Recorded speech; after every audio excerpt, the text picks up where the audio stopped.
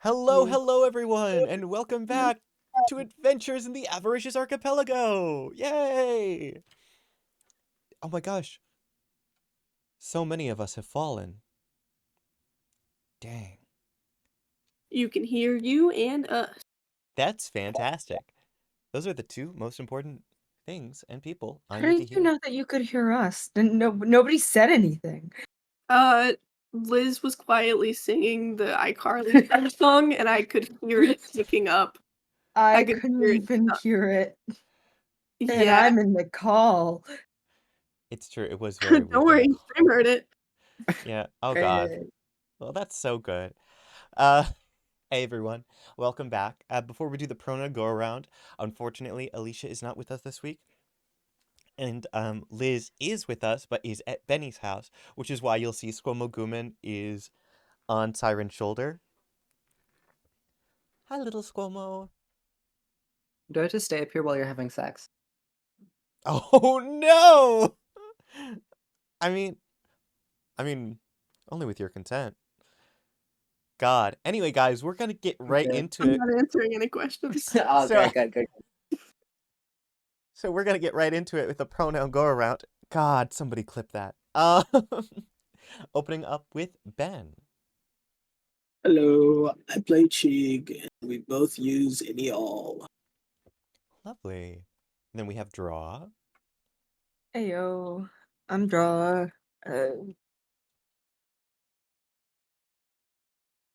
Use love it any pronouns, and I play DELPHI, who uses any pronouns. That's so good. That's Sorry, so had good. to make sure there were no ops around. Oh, of course. Benny. You said I'm next. Mm-hmm. I'm Benny. I use a bit of they and a bit of them. Sometimes, occasionally, a little bit of it. The occasion is when other people decide that they want to, so feel free to go wild. I play Siren Twinkshine, who uses any all pronouns. You love. Mhm. Oh, and yeah, And I'm yes. Liz. She, her is fine. And then SQUO'MO Gooman. Goman on your SQUO'MO and boom. That's Final true. answer. That is accurate. Yes. Let's see. God. Sorry. Very exciting day. Very exciting day. Oh. Hello, everyone. It's me, your favorite Jegg. Jegg Minecraft 22. They, she, and happy to be? Sorry, it's 23. I fucked it up. Everyone, welcome to my safari. I'm so How dare you lie about your age? Oh, hello, everyone. It's me, your favorite Jegg. Jegg Minecraft 23. They, she, and happy to be. And welcome to my safari. We're in the jungle, everyone. Why are you Chase from House MD? You would say that. I was thinking more like Bear Grylls, that one guy that died. R.I.P. I was thinking Ripley. Ripley. Steve Irwin? Steve Irwin. Yes. I'm so I was sorry. thinking of Steve Irwin, and you said Bear Grylls. Hi, everyone. It's me, Steve Irwin. I possess Jegg's body. No, God, Ripley. My beloved. But yeah, folks. My bee.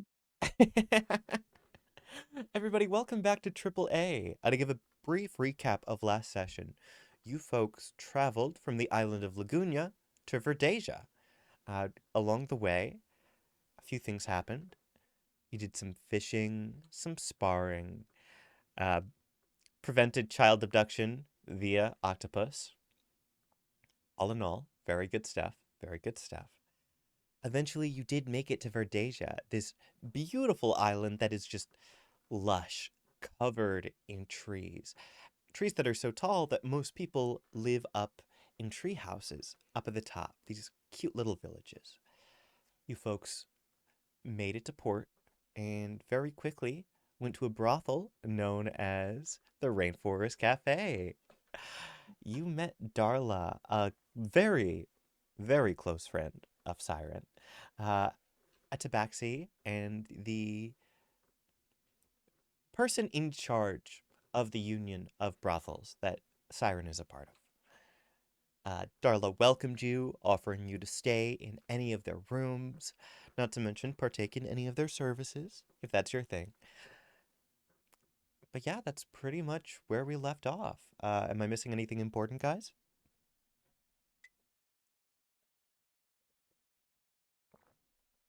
I'll take that as a no. Great. Nar. Nar. Nar. If any of our Australian viewers are offended in chat, I'm so sorry. Please have one free wild magic search. If anyone is Australian and offended in chat, oi, I sucks, yeah? That's British. That was very clearly exactly, British. Exactly. Exactly. Oh, I can't see. do an Australian accent. That's a shame. You're a linguist. The only valid Australians are the people down at Bondi Beach. It's like backwards French. Damn. Reverse French. Mm-hmm. You get less fancy than the UK. Shout out to Australia. Love you. All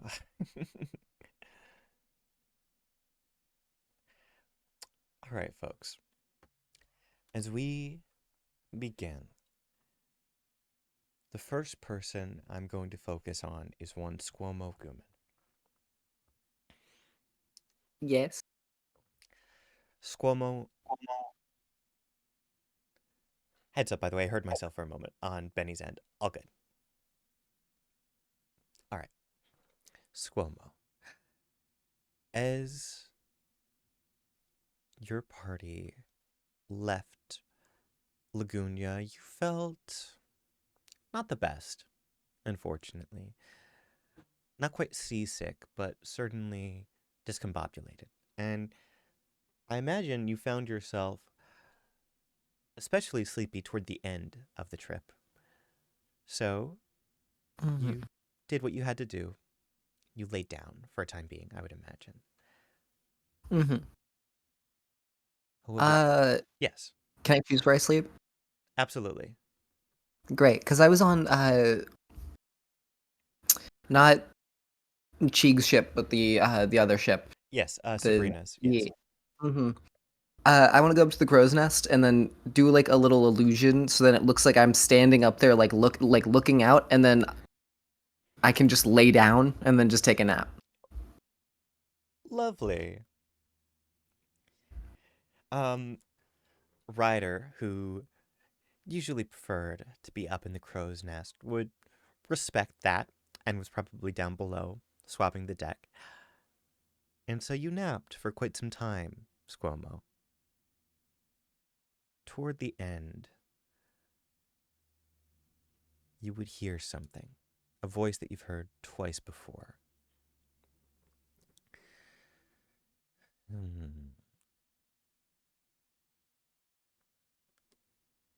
Let's see how you like this one on for size.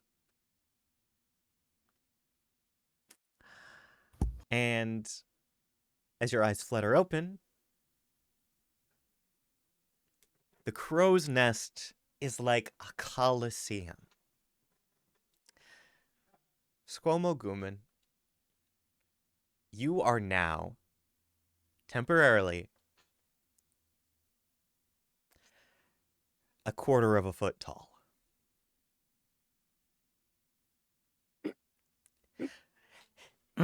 What would you like to do?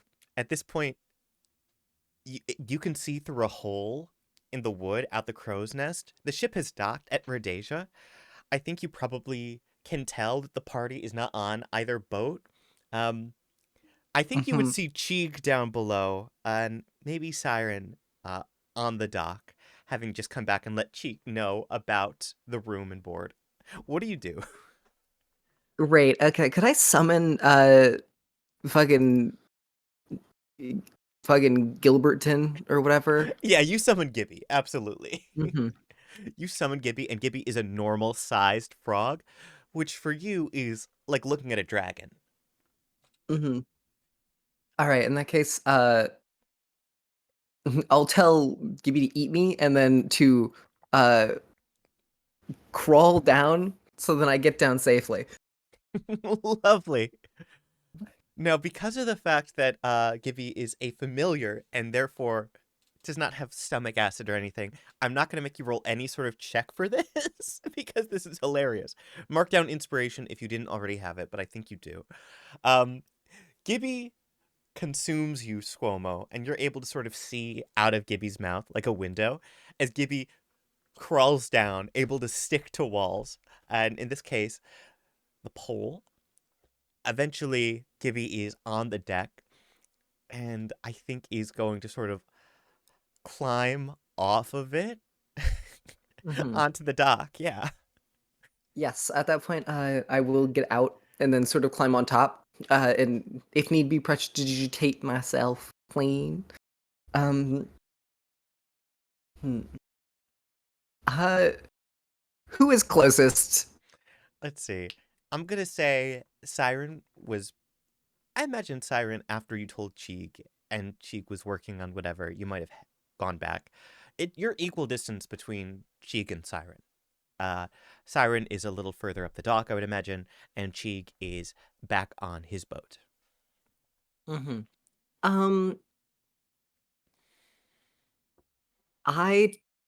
Whichever one has an open, empty pocket, so probably CHEEG, because CHEEG probably does have like a lot of fucking bags and stuff, right? Right. Little satchels. I want to fucking jump. I want to try to jump into one of those. Absolutely. To You. warn you, none of them are empty. I assumed True. most of them would have like nuts and bolts and things. But if need be, I could just swap to the other one. Lovely. Mm. All right, yeah, absolutely. You head over to CHEEG first, presumably still using Gibby as your mount, and Mhm. Gibby usually hops like a frog, so I would imagine you get by pretty quickly, all things considered. You know, eventually Gibby lands on the deck, and I think CHEEG, you would probably hear that. Uh, However, at this point, I imagine you're probably working on getting that engine that Heavy offered to you from Sabrina's ship over to yours, unless you had something else you wanted to do. That was indeed my plan. Absolutely. I imagine she probably has it hooked up.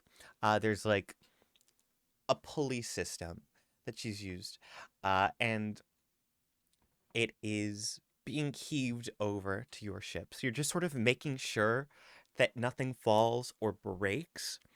Um, and she's over on the dock, gradually letting it go so you can grab it. So you hear a little bit of a slap sound behind you, but it's probably not your top priority. As SQUO'MO, you want to climb into one of CHEEG's Yeah, I'm just gonna pouches. get in a pocket. Yeah, absolutely. Um, all right.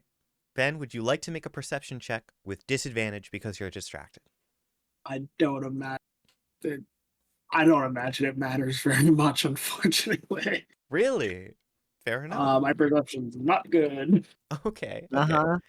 And I'm gonna do a good stealth check. Mm-hmm. That's a 2. Oh. Oh, All right. yeah, I don't know. Wait. What did you get? You rolled worse than you You rolled a 1? Yeah.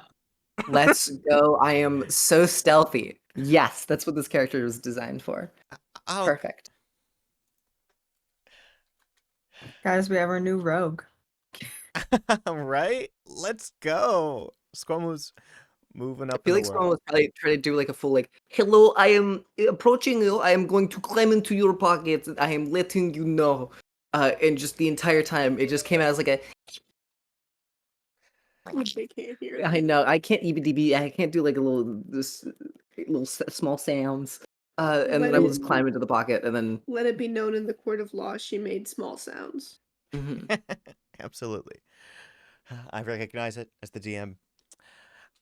And then I feel like SQUO'MO will then shut the pocket that she is in, and then kind of like make a small little light and then kind of just sit there with her book and then start just kind of relaxing a little bit.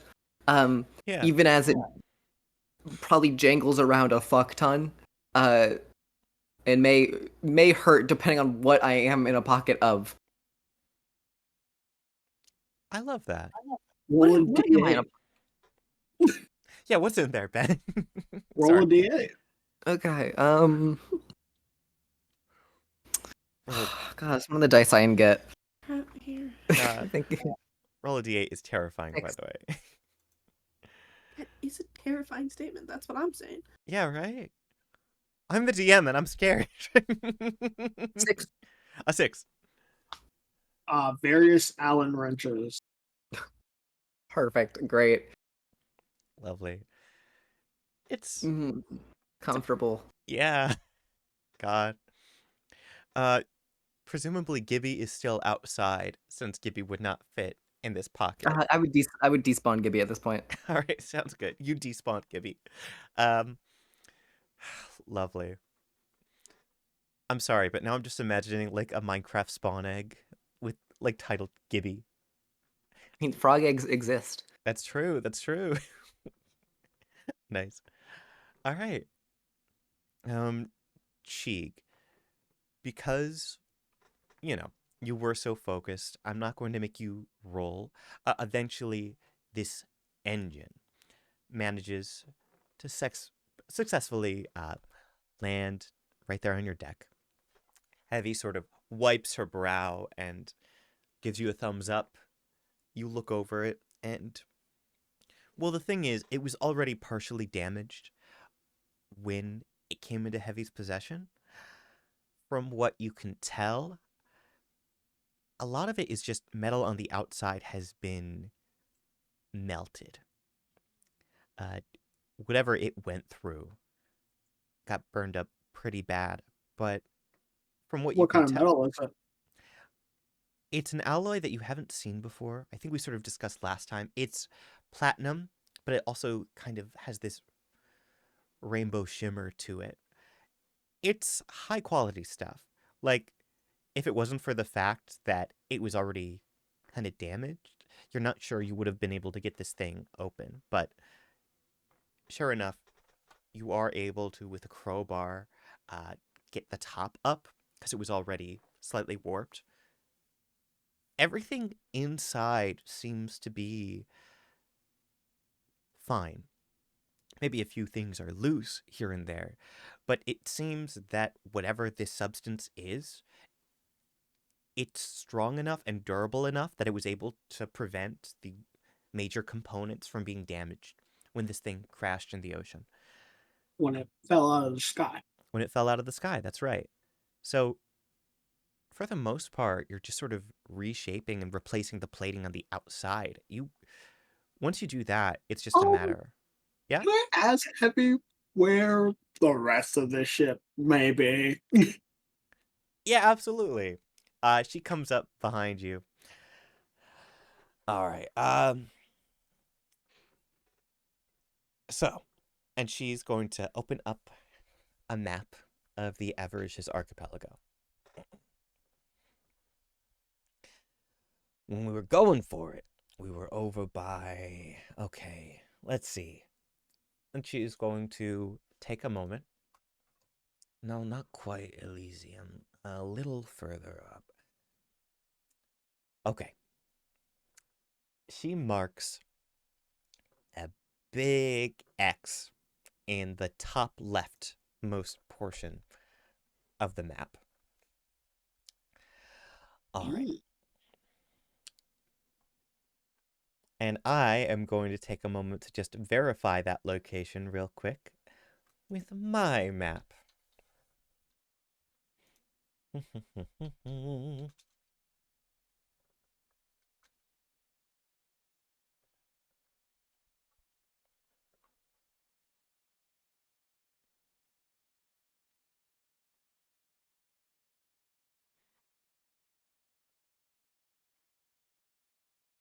All right, no. So it is between Winterspire and Duskmire. So for context, where you are right now, northwest of you, after Verdesia, that would be Winterspire. Westmore, Mhm. that's Duskmire. So, between the two. Uh, it would take a bit of time for you to get there, just because it's so far out. It's pretty much outside of the archipelago.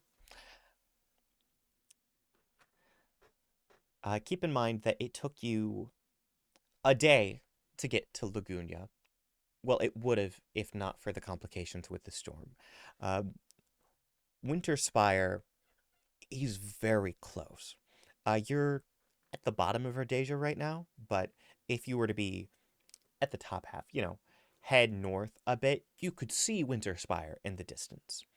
Um, the major thing is just how far out she's marking on the map.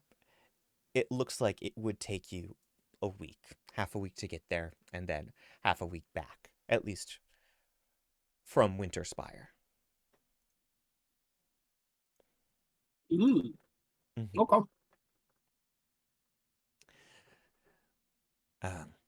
Yeah, we took what we could, but if you want to go check it out, you're welcome to. I mean, I don't think it's moved. Thing was pretty heavy.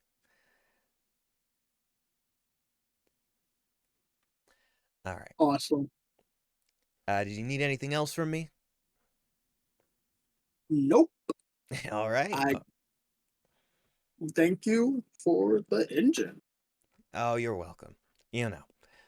Good to work with people. All right. She smiles and she's going to head off. Now that you've got this location and you've got the engine, is there anything you wanted to do in this moment? Um, Probably just honestly that after the trip, just from like the trip, mm, having to go get Mary Sue and everything else, Yeah. she's tapped. No, absolutely. Just needs a bit to chill out. All right, for sure. Uh, CHEEG, you take some time. As unbeknownst to you, SQUO'MO also takes some time just in your pocket. All right. In the meantime, though, over on the island of Verdesia, uh, Siren and DELPHI, you folks are here.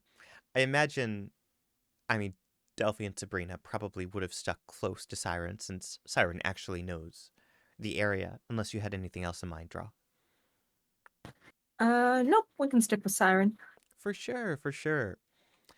Siren, you have gone, let everyone know that you're back over at the Rainforest Cafe. You checked in with CHEEG, who was working on getting that engine onto their ship. What are you getting up to now?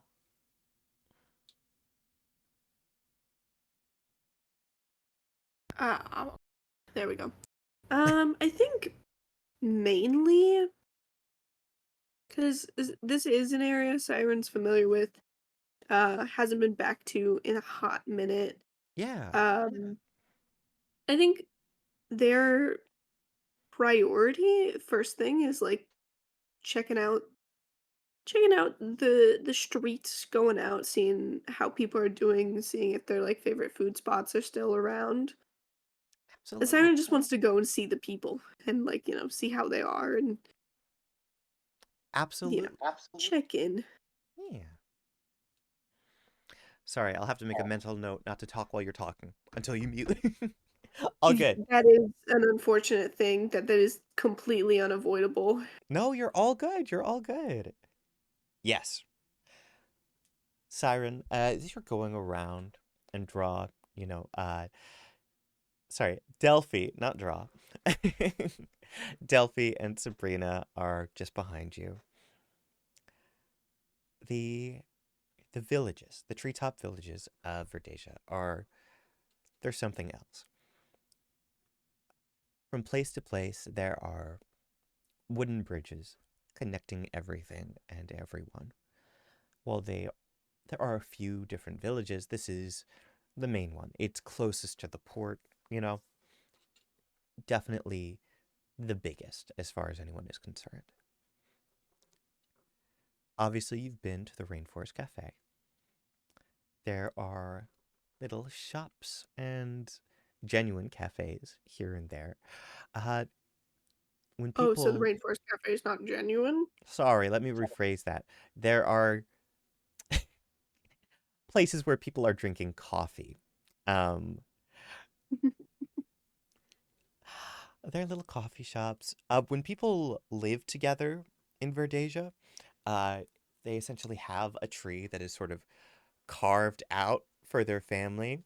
So it's very common for there to be multiple levels. People climb up and down. There are rope ladders, there are ramps. It's very much people are entwined with nature here. And that makes sense because most of the people here are animal folk. We've already discussed there are turtles, there are tabaxi, there are aarakocra of different types flying overhead. You haven't really You seen. know, Yes. this is the exact place I love the sea, don't get me wrong. I love travel, but sometimes I just need my feet somewhere that doesn't move, And this has got to be one of my favorite places. It's so grounded. Saying this in like a treetop or a tree Yeah. house. So there's just Uh, something so down to earth. my ears beg to differ about the down to earth part, but pretty. Oh, I am. And Sabrina's gonna put a hand on your shoulder, Delphi, looking to Siren. It's different. It's different. What do you mean your ears? Are they Oh, like upset because you're far from water? not so much far from water as my body's definitely built for lower altitudes. Oh, More pressure. yeah. I'm built for higher altitudes. I didn't realize. If you want to stay at a level more comfortable, you could feel free to just chill at the boat, or We'll you're also see. welcome. I'll get used to it eventually. I've just gotta, and you can tell she's like trying to pop her ear. Oh, Mm.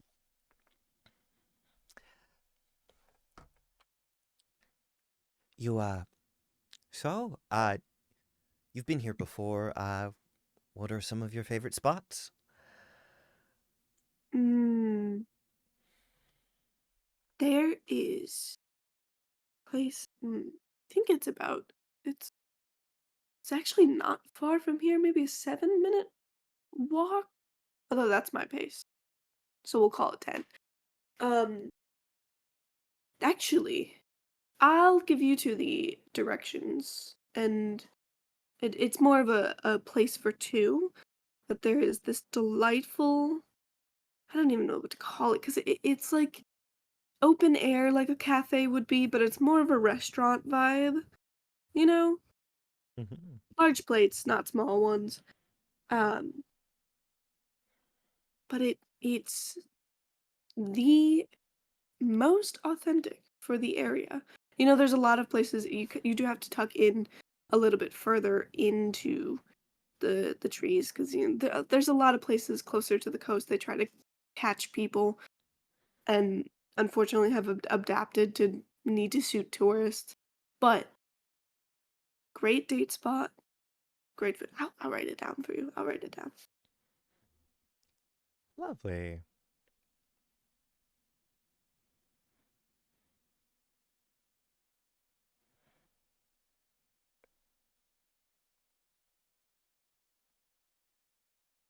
As you are jotting this down for Delphi and Sabrina, did you have a name for this place, or did you want me to give you one? I did not, and I skillfully avoided giving one on Of course, purpose. of course, of course. Siren is going to give you some directions to the sun-kissed canopy. Ooh. Yeah.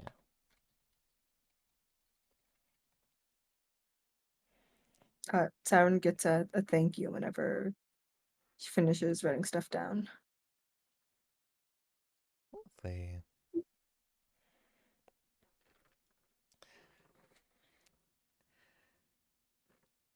That should be fun. And Sabrina will take a look at it, very quickly acclimating herself to the map, is going to take your hand. Then, what are you going to get up to? Do you have other plans, maybe? Oh, I've drowning in work, probably. I mean, like, it is not exactly required, but Darla does too much on her own already, so I try to handle anything I can when I'm by. Plus, I've got word that I'll have company for the evening. She smiles. All right. Good luck with your business. Good luck with your pleasure. You as well. Very nice. Then it sounds like Delphi and Sabrina have a date, and Siren has business, business, business. Mm. Lovely, lovely. All right. The party is sufficiently split for the moment. I know that CHEEG and SQUO'MO are kind of just chilling out back in the boat for now, probably not working on anything. Unless, Liz, you did want SQUO'MO to have a project for the day, but if not, all good. I mean, you're little. You're little, so I don't blame you. Oh, Liz is not in the room for a moment. Sorry. No, I that's didn't all realize. good. No, I appreciate you. All good. All right. Yeah. Ben, you said CHEEG's just kind of gonna chill out for today. Yep, pretty much just gonna get like a deck chair and hang out on the beach. Nice. Or not beach itself, like on the boat. Absolutely. Not much beach here, so the boat is the best place for sure. All right. Nice, nice. All right. Then I guess the question is, do we want to start with Delphi's date or with Siren's paperwork? Or, well, checking on Darla and picking up whatever tasks. We could also roll for it if you guys want to see who goes first. I'm good with whatever. Cool. I'm fine with whatever. All right, that means we're going to roll for it. Both of you get a d20. No. Right. All right, all right. Are you ready? 17. Oh, nice. 17. I got an 11. Lovely. Then we'll open up with the date over at the Sunkissed Canopy. Mm-hmm. As the two of you are walking alone on the rope bridge, Sabrina looks back to you. I'm sorry you don't feel well. I'm happy to be here with you. It's all right if you do need to go back to the boat. No, I'm happy to be here with you too. No, I've got to. You remember how I was when I first started spending more than a couple hours on land. That was. I've just got to get used to it. Right, right. All right, I think we're almost there. Oh, hey. We see, nestled among the upper branches of one of Verdesia's taller trees, the sun-kissed canopy. And sure enough, you can tell this is certainly a romantic spot for couples. You see there are little tables on the outside of this thing. There's a deck, and all of them are built for two, sort of peering inside because it's a bit open concept. We see tables set on wide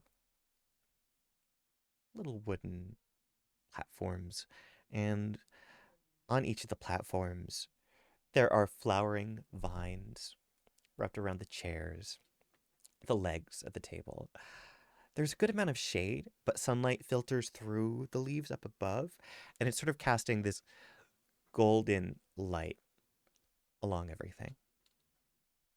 There's a gentle breeze coming through as you're stepping over, and there's the scent of citrus and sweet jungle fruit.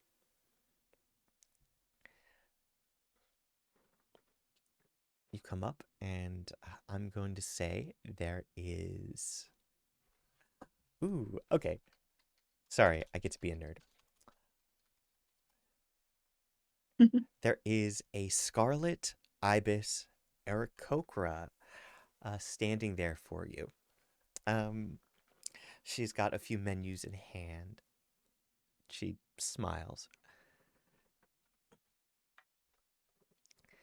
Hello there, hello there. Oh, a table for two? Yes, please. She sort of leads you over. Would you prefer to sit inside or outside? Well, Uh, inside being relatively speaking.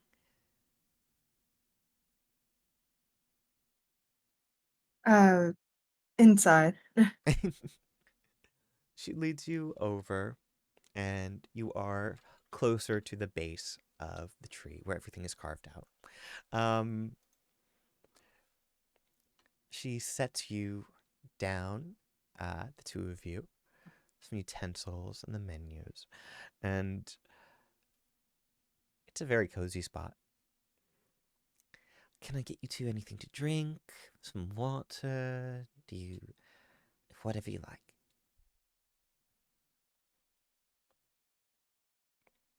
I'll just take some water to start. Sabrina's going to take a quick look at the menu. I'll try the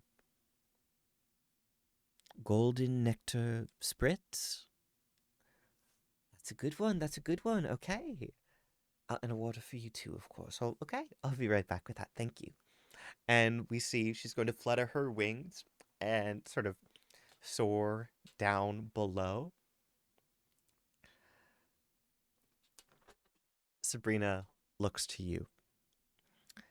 It says a refreshing drink made from honeyed jungle citrus, sparkling nectar, and a hint of mint, served in a chilled carved coconut. Ooh. I thought it'd be fun. You can try it if you want. I was gonna ask for a sip.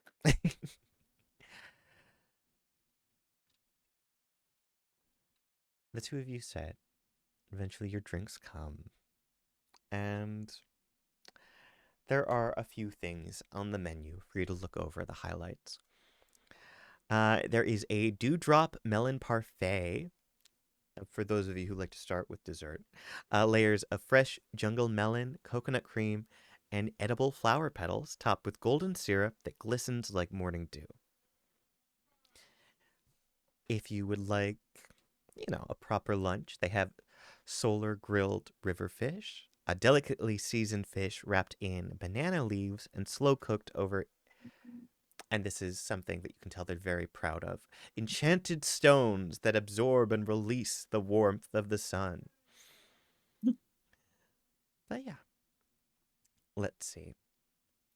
There is an event going on called Butterfly Brunch, where trained jungle butterflies will be released, and they're sort of fluttering around the tables. So that time comes, and sure enough, you see specks of blue and pink fill the air.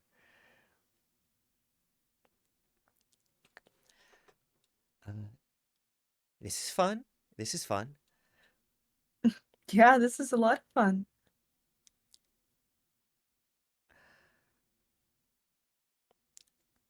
So I was just wondering, now that we're here, I mean, how to put it? I mean, this is looking to be quite the adventure. Yeah. It's nice to have a moment with you before we get to, well, I don't know. That Crimson was something else. I'm not really sure what they're going to have here. Honestly. I'm not worried about it. I just, You sure? It's okay if you are. We can talk about it. I don't think anything's going to get the best of you.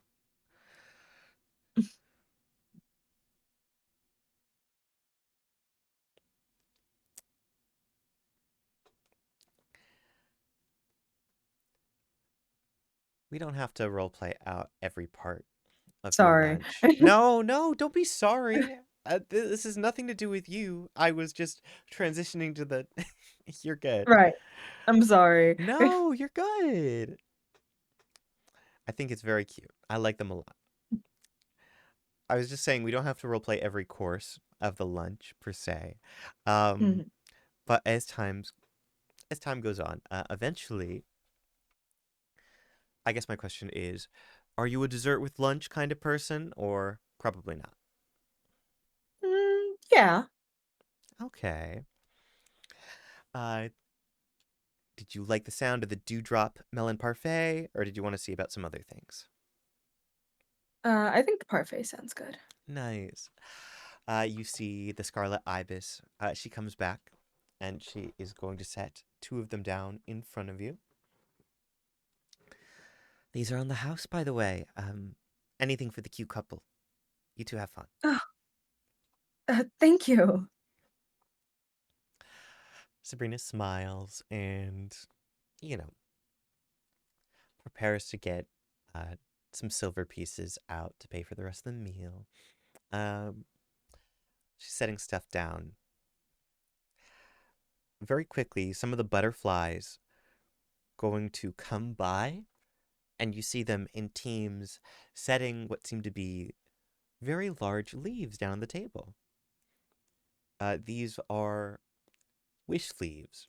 You can sort of see there's a little piece of paper pop up on the table. Guests can write or wish for their loved ones on a special enchanted leaf. So you write your little message or your wish, and then they're going to be carried away by the butterflies, and when the wind carries them off, well, it's believed to bring good fortune. Sabrina looks and grins and is going to hide her leaf and begin to write something down. Do you write anything down?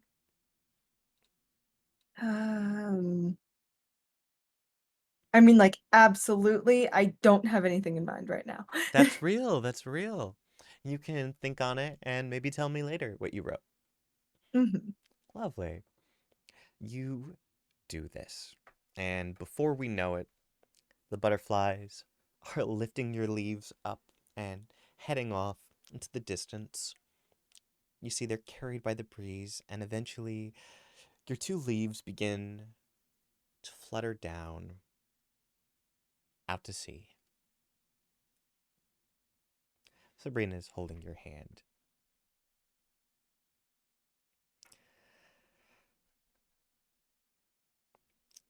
I don't know if I say it enough, but I'm really glad that I found you. I'm glad I found you. I know I certainly don't say it enough, but uh who am I playing? Delphi gives Sabrina a little kiss on the cheek. Wait. Chat, when I tell you I was about to say Callisto,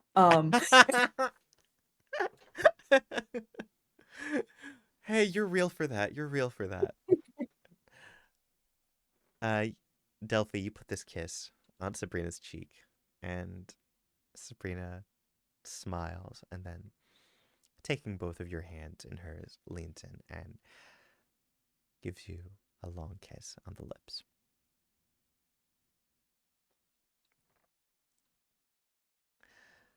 She It breaks. is, of course, returned. Sorry, No, sorry. no, you're okay. You're okay. You're okay. Gay people. Uh, sorry. They part. She looks back, and maybe it's just the golden light, but she really is glowing.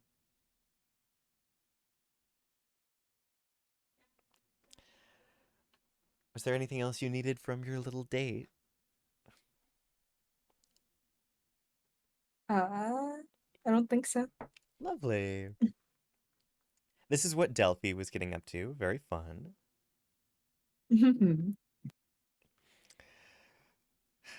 All right, and then we have Siren. Yellow. Yellow. Siren, you were heading back to see if you're able to help Darla at all, right? I know, like, it's less of if I'm able to help, it's more of I know that there's more work to be done, and if I don't go in there and force her to let me do some of it, she will do all of it herself. Absolutely. All right, fair enough. Siren, you managed to head back to Darla's office over at the Rainforest Cafe. And you see her back there, shuffling through papers, uh, marking things off on lists and all that. She's sort of humming to herself, and you see her tail behind her, just sort of up and about. She's clearly a little stressed about something. But the moment you come in and she recognizes that you're in, immediately her tail relaxes and she looks up at you. All right. Oh, hey, no, Where's the paperwork for establishing a new client? um, I know you move it around monthly. you know you don't have to do that for me right now. It's okay. Is my job position just to go around traveling and let you know when I find a brothel? No, you're right. You're right. No, I'm a co-founder, which means Okay. I gotta do some of the co-founding or some of the founding period. We have to collaborate on the founding. You get it? You get it. I know you get it. She's smiling You're not up. giving me my win. She's going to reach a hand up and cup your cheek. No, no, I love your wit. Don't ever forget that. Okay. Why are you so worried? What's going on?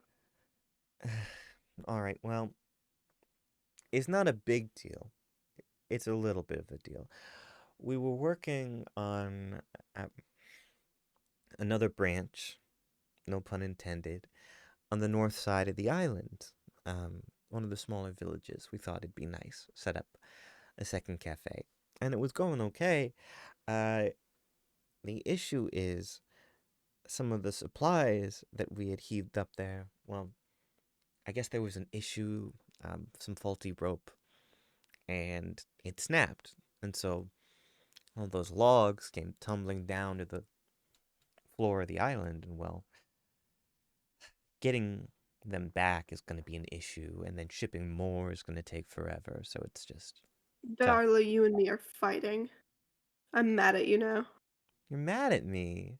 Sorry, there was a task that requires someone going up and down in altitude and carrying things.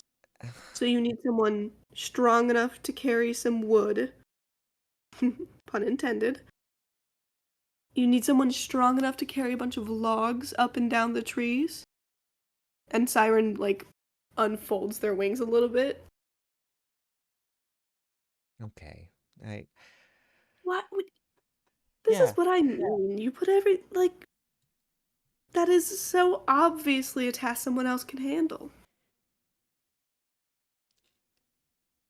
I know that you're capable. It's just, it's dangerous down there, and I'd hate for anything to happen to you.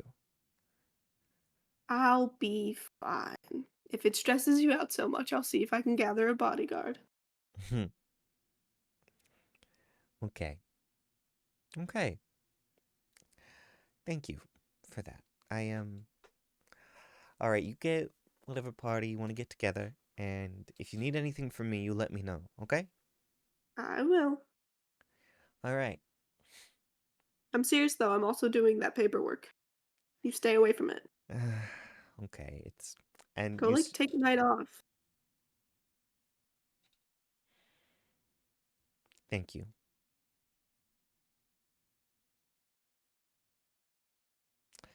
She's going to stand up. She's going to wrap her arms around you and give you a hug, Siren. Mhm. You watch as she goes over, opens up a filing cabinet, and sure enough, sets the paperwork aside. A little sticky note that says, for Siren, with a heart. So, you sort of have your work cut out for you. Sounds like you have to go to the north side of the island and descend to the floor of the jungle. Yeah. Y- I you am know, gonna make a pit stop back at the ship. Absolutely. You head back to the ship, and if you mean CHEEG's ship, you see CHEEG sitting in a lawn chair, chilling out, probably a drink or something in hand. Hmm. You're not interested in anything else today. Hmm? I have something to handle. I was gonna see if I could get company with, but you seem disinterested in things to be done for the rest of I the... just didn't want to start cracking on this engine. I could help. Are you sure? Yeah, Could be nothing I tiring. can do. Could be dangerous, apparently. I'm gonna point to the rifle and go, "That's what this is for." You know, you make a great point. Where's the magician? Mm. Is there squeaking coming from the pocket? Uh, somewhat. I feel like SQUO'MO is listening, but just has intentionally not said anything in quite a little while. Just waiting. I think Siren would search the ship, like go around looking for folks. Absolutely. All right. If you are specifically looking for people, it seems that Cypher is nowhere to be found. So, Heavy is over on the other ship, working on something from the looks of it. She's got a table that she's dragged out to the deck, and she's working on blueprints. And then Ryder, the red tiefling, is currently up in the crow's nest, despite the fact that you are on shore and just sort of spying around with their little spyglass. If you are looking for DELPHI and Sabrina, you sent them on their date. sorry, can you repeat the crow's nest statement? Oh, absolutely. There's a red tiefling, a rider up there. That seems to be their favorite spot on the ship. They've got a rapier strapped to their waist and a spyglass that they are looking out of with their one good eye as they're up there. Can I call up to them? Pardon me. You've been on lookout? Have you seen any of our good friends? The magician should be around it. She's this tall, very frog-like. You see Ryder look down towards you. head over and is going to slide down the rope ladder. Stepping over, they look at you for a moment. No, I haven't had. Well, at one point they were in my crow's nest, or it looked like she was.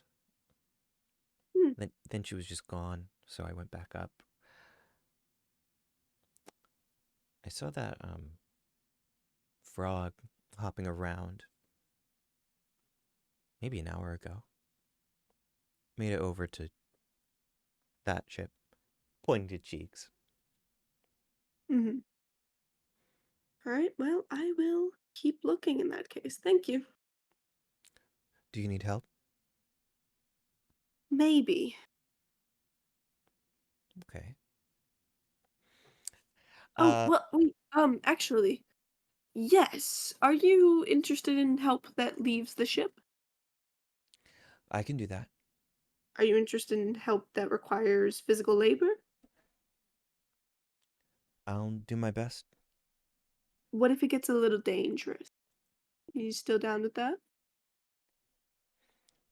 I can do danger. Okay. Sounds great. You're on my team. Lovely. You have successfully recruited Ryder. Good job. Wahoo! Wahoo! All right. Are you going to continue the search for Miss Gooman? Probably just because I like knowing where people are. Yeah, for If sure. it seems worthless, then I will. I feel like at some point SQUO'MO would kind of like poke her eyes out, and I want to try to make a perception check to look for Siren. Now Yeah. that Siren is, Sure, absolutely. I'm gonna say make that perception check with advantage because Siren is looking all over the place for you. Yes. Let's see. That's gonna be perception. Let's see. I'd say that's a 10. So a 10 isn't great, but Siren isn't rolling stealth, so it's good enough, which is good. You see at one point, it's kind of hard just because, you have a pretty limited scope, but Siren, having gone over to the other ship, seems to be heading back over here, which makes sense because CHEEG is here. And from what you could hear a little bit ago, they are grouping up soon enough. You also see the red tiefling that tends to be in the crow's nest, Ryder, just behind. And would you like to make a stealth check or no? I would like to make a stealth check to try to climb onto Siren's shoulder now. Oh, okay. Make it. Yeah, I'm a rogue. you're a It's my stealth. rogue. Yeah, you're a stealthy girl. Absolutely. I'm gonna say make that stealth check with disadvantage because Great. yeah, this Cool. is someone that's looking for you. 11. Okay, That's a Siren, 4. All right, that's 4. 4. Great. Siren, you have been looking for SQUO'MO. Make a perception or investigation check. Yeah. So perfect. I'm gonna call that perception. It's a 12. Yay, 12! And now you are successful in this moment. We watch as Siren, you've been looking high and low, and Ryder is doing the same. However, at one point, just as they are using their spyglass to look up at CHEEG's crow's nest, you feel little feet, or rather little boots, skin of your shoulder. You look to the side and make eye contact with a 3-inch tall SQUO'MO Gooman. How now? How have you done that? I have no idea. You said you needed help. Yeah, I mean, I would love to have you attend. I don't know if maybe we put you in a pocket for this task. What are you trying to say? Are you trying to say I cannot function as a member of the team? If we find a twig, I'd be happy to throw it your way. I do not get it. I could crush you with my hand right now and I need help carrying logs. Okay, you could crush me with your hand normally. That is not much of a threat. Okay, well, thank you. But okay. I can help. Do not. No, it's fine. I will help. I'll turn out the others. Founder, I'm gonna put SQUO'MO on my hand to like present outwards to the others. Hello. What up? Did you cast a spell on yourself? No, I just woke up like this. You know, woke up in the morning. I cannot say that line. But I don't really know what happened. I'm going to be honest. If anyone has somewhere comfortable I could sit, maybe like a pocket or a little whatever shoulder, I'll take hair, the holster, anything. Mm. I mean, I'm Thank you. Glad to hear it. And Scone will start to like walk down the arm, and try to get back up to the shoulder, and then we'll sort of just sit there. Very good from Do you SQUO'MO. mind if I? Do you mind if I sew little like handles in? handles. Yeah, like little handles for me. How about, and I'm gonna take captain's hat from my belt and I'm gonna flip it up to my head. How about you hold on to that? Like I get inside the hat, or Like you can get on it. okay. It has divots. Yes, I will set up a little thing of could make swing set. That is a good idea. On a hat with tassels. But I would really prefer we don't change anything about the hat.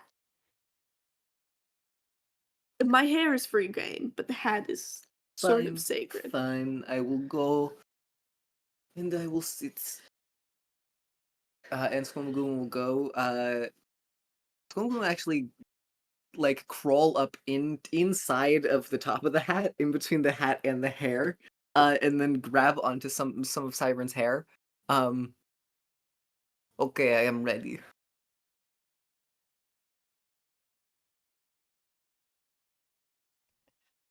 Lovely. No, you can't whisper that to me. You say that out loud to the class.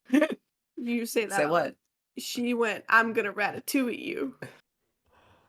That Okay. was what I was thinking. I thought that was just implied. Liz, Hmm. any checks that Siren makes while you ratatouille Siren are with advantage. That's right. It's that easy. That includes attack rolls. God, all right. Let's go. Let's go. Nice. Sorry. This is the best. Okay. As you folks have your little party together, at this point some time has passed. I imagine that DELPHI and Sabrina, the two of you probably could have gone back to the boat. Do you think you had any leftovers? Or do you think you guys ate everything you got?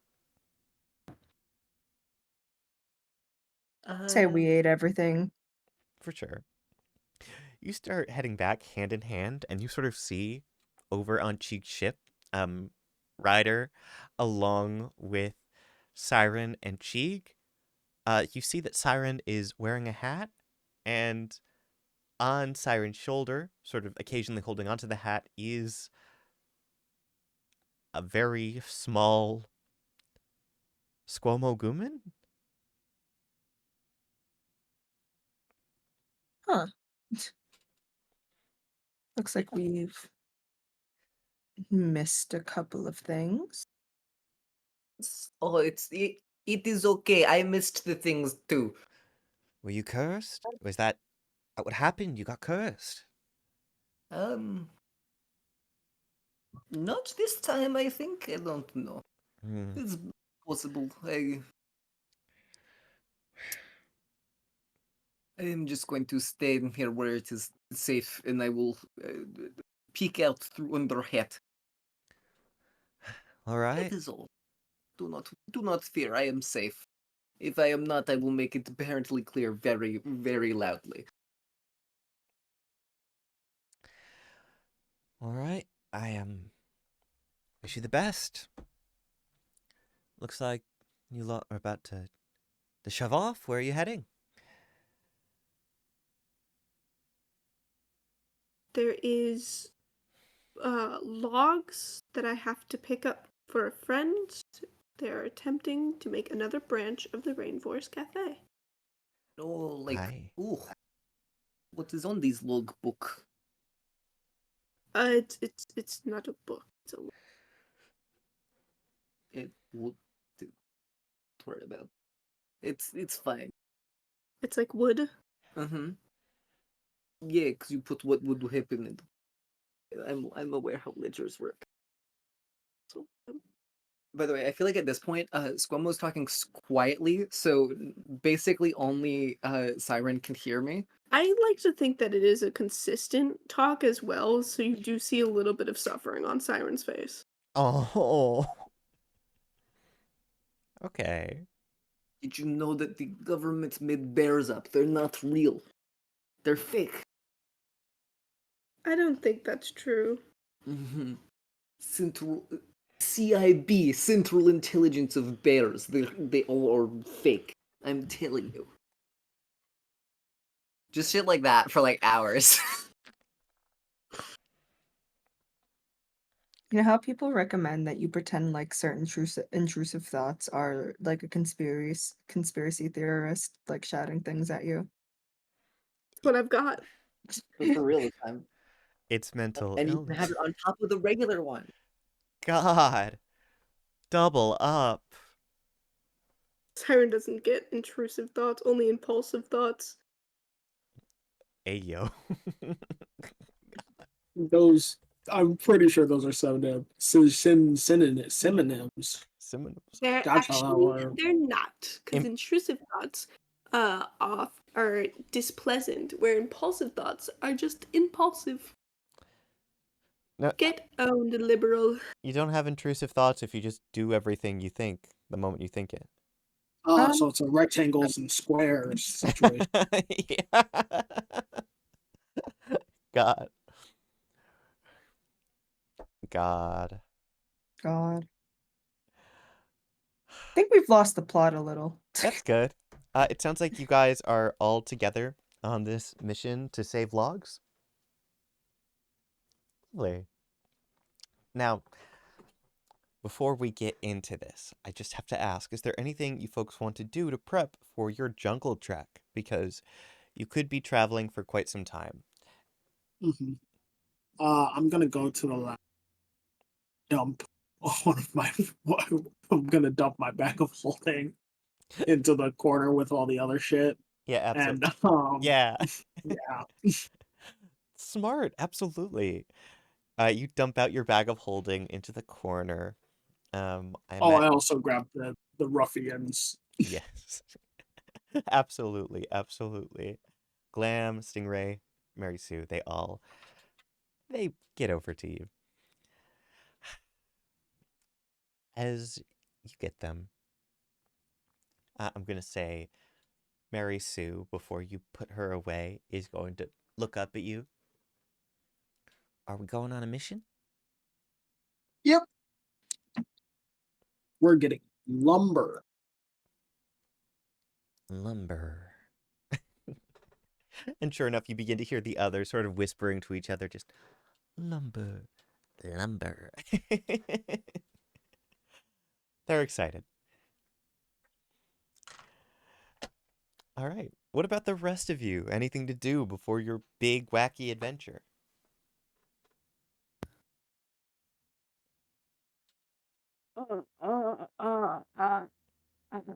No. Okay, yeah. No, All right, I don't think so. nice. All right. Before you folks head off, I'm gonna say Heavy, who is staying with the boat, is going to approach you. All right, all right. Before you folks go, seems you got a mission. That's good. That's good. Was just wondering if you guys want any goodies before you go. Might be a bit of a, I don't know. You know the things you hear about Verdisia. It's dangerous. So, all right. It isn't so bad. Isn't there like, okay, forgive me if it's just rumor. Is it not the case that the reason the people of Verdesia live in those tree houses is because there's, you know, this lady, this woman of the forest down below that'll like shoot you dead if you end up in her territory? There's rumors. But also half of those started to shame the people who were living on the ground because poverty and whatnot. And the trees were expensive at first, and now it's just become everyone because of rumors and Okay. rising sea levels and storms. Well, Wouldn't the storms be worse higher up? Never. These are Don't worry questions. about it. okay. You know, I can't argue with that. All right. Well, who wants a goodie? Who wants a goodie before you go? Okay. I'll take one. I'll take Uh, it. Mine is Okay. Well, okay. Damn. Okay. No, let's see. You both get a goodie because you two were the ones to speak up. Remember, speak up. All right. Let's see. And one of you, and you see her take what seems to be a little plate. It seems magnetic.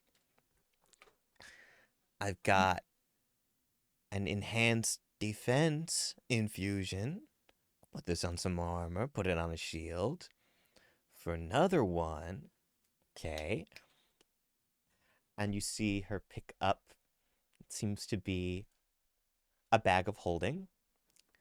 Just made this. Sounds like you guys are carrying stuff, so I just thought, hey, you know, here we go. Any takers? Any takers for the two of you? You're kind of, you're itty bitty, aren't you? Oh, you can't carry stuff. that is very fucked up for you to say. I could carry it for her. Okay. Yeah. Here, here's the bag of holding. I'm sorry about that. I cursed you with years of impotence, and then I want to cast prestidigitation on them, so then they get kind of warm, just down in like their abdominal region, and that's it. SQUO'MO Gooman, do you think I fuck? Probably not, but just to be sure. Is that like a personal preference or misfortune? Kind of just. I mean, I'm kind of busy. Also, I'm Mm. like, how can I put it? Good game. Not to. I'm kind. That's not. I'm kind of past. I'm like, you know what? No, I shouldn't. Oh, primes are a lie.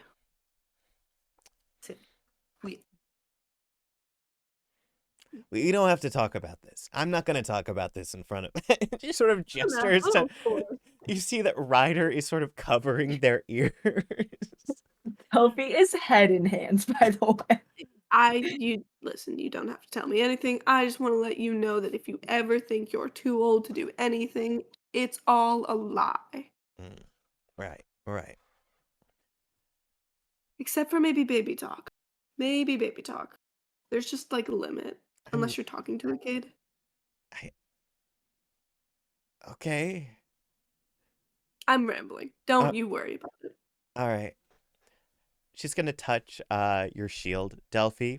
And so for the time being, until she drops the infusion, you've got a +1 to your armor class. Yippee. Yippee. Is that Even if I'm not like wielding the shield, or is No, that just you have to have the shield. okay? Mhm, Cool. mhm. Nice. Okay. Good luck. You've got this, and I'll see you when you get back. See ya. Heavy's gonna get back to work on whatever schematic she was writing up.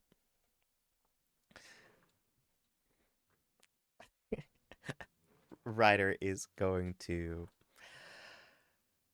let out a long sigh. Okay. We should get going. Oh, most certainly. Sabrina looks over to you, Siren. All right. Are we did we want to sail around, or are we going to go on foot the whole way? I mean, up to you. Hmm. Not my ship, not my say, I guess. I think it might save us a bit of time, but Mhm. could be. You can sail over there. Mhm. All right. Did you want to take your boat, Jegg? I was offering. Thank you. All right. The lot of you get onto CHEEG's boat and begin to sail around to the most northern point of the island. Now, alternatively, of course, you folks could have gone by the bridges up top, but honestly, this keeps your stuff closer to you. And if you need to, make a getaway from down below, who knows? Maybe this will be good. There isn't a port, of course, so as you eventually head over there, you have the option. You could get your boat right up against the island, but, might be better to take a little dinghy or something. Just row out there. Up to you. You see off in the distance the northern village of Verdisia. And sure enough, while it is on the outskirts of the village, you can see what seems to be the bones of the new Rainforest Cafe. That said, well, now you gotta go find the pieces. How do you folks want to do this? We just need logs. Was that a question for Siren? That was a question just for anybody who knows the mission General, objective here. what was I as a player jumped on it, assuming I would get a bit more detail Yeah, before we were in totally. the spot. So basically, Siren, what is happening is they had lumber, they had logs prepared, right? And they were working on this. They were working on the Rainforest Cafe, this new location. The problem is the pulley system, the ropes they were using, they were faulty. They were not solid enough, and they broke. So all of that lumber came crashing down to the floor of the forest. Problem is, it's dangerous on the floor of the forest, so they couldn't just go down and get them. So it is straight up. You go there, you get the logs, put them in your bags of holding, or, carry them up and get them back to the construction workers up top. Okay, so game plan. I'm thinking, um, because I can be airborne, I can probably do majority of the lifting things fully up. There's a pulley system that they were using. It did not, it was not that great. Uh, I can give her a Chief, once over that would be lovely. after we finish the job. Other than that, it's mainly just loading things into a bag of holding so I can fly it up and then come back down. Also, I'm up. guard, because it's dangerous. Yeah, I can use Stingray to set up to help with perimeter.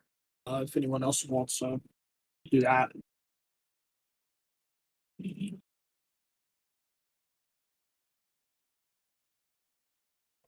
Sounds good. All right. Assuming that you folks take a rowboat and make your way over, sure enough, you've got Stingray handy, able to get into position a little ways away. Siren, you've got the bag of holding. Not to mention our good friend SQUO'MO Guman. I imagine that DELPHI, when you get off, a rider has already drawn their rapier, and Sabrina, has her revolver ready. Just sort of leans over and whispers in your ear, DELPHI. There really is a woman of the jungle.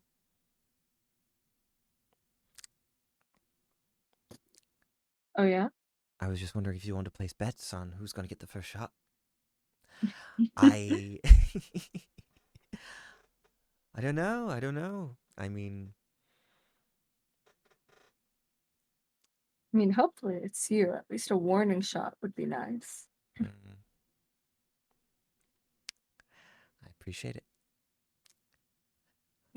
Honestly, I'm thinking CHEEG. I haven't seen this new turret in action, but I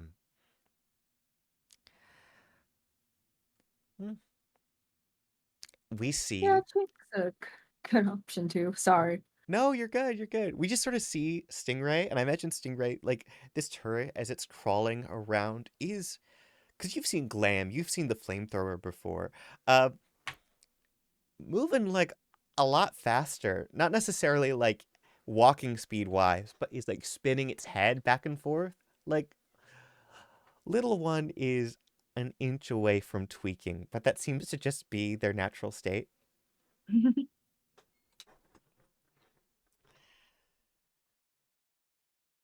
You folks are able to move deeper into the jungle gradually. Would anyone like to make an investigation check to find the logs? I'm going to say, I'd love to. yeah, absolutely. Go for it. Let's go, Artificer. 24. 24. Fantastic. It doesn't take you long, CHEEG. I almost like to imagine the sights that you keep over your eye make it pretty easy for you to scope out and around. And you find what seems to be the platform that smashed at the bottom of the jungle after the rope tour. There are 36 logs here. They lost a significant amount of lumber. But thankfully, it seems the ones on the bottom took the brunt of the damage. So, there's still around 30 of these things intact. I will say, with the 24, as you are looking, there seems to be signs of disturbance. That is to say, off in the brush, you can tell that something or someone had been through the bushes and moved pretty quickly, just because there are leaves that have sort of been torn asunder, and it looks like there are imprints. Maybe it rained recently. In the mud, you could swear that they're a large feline's tracks.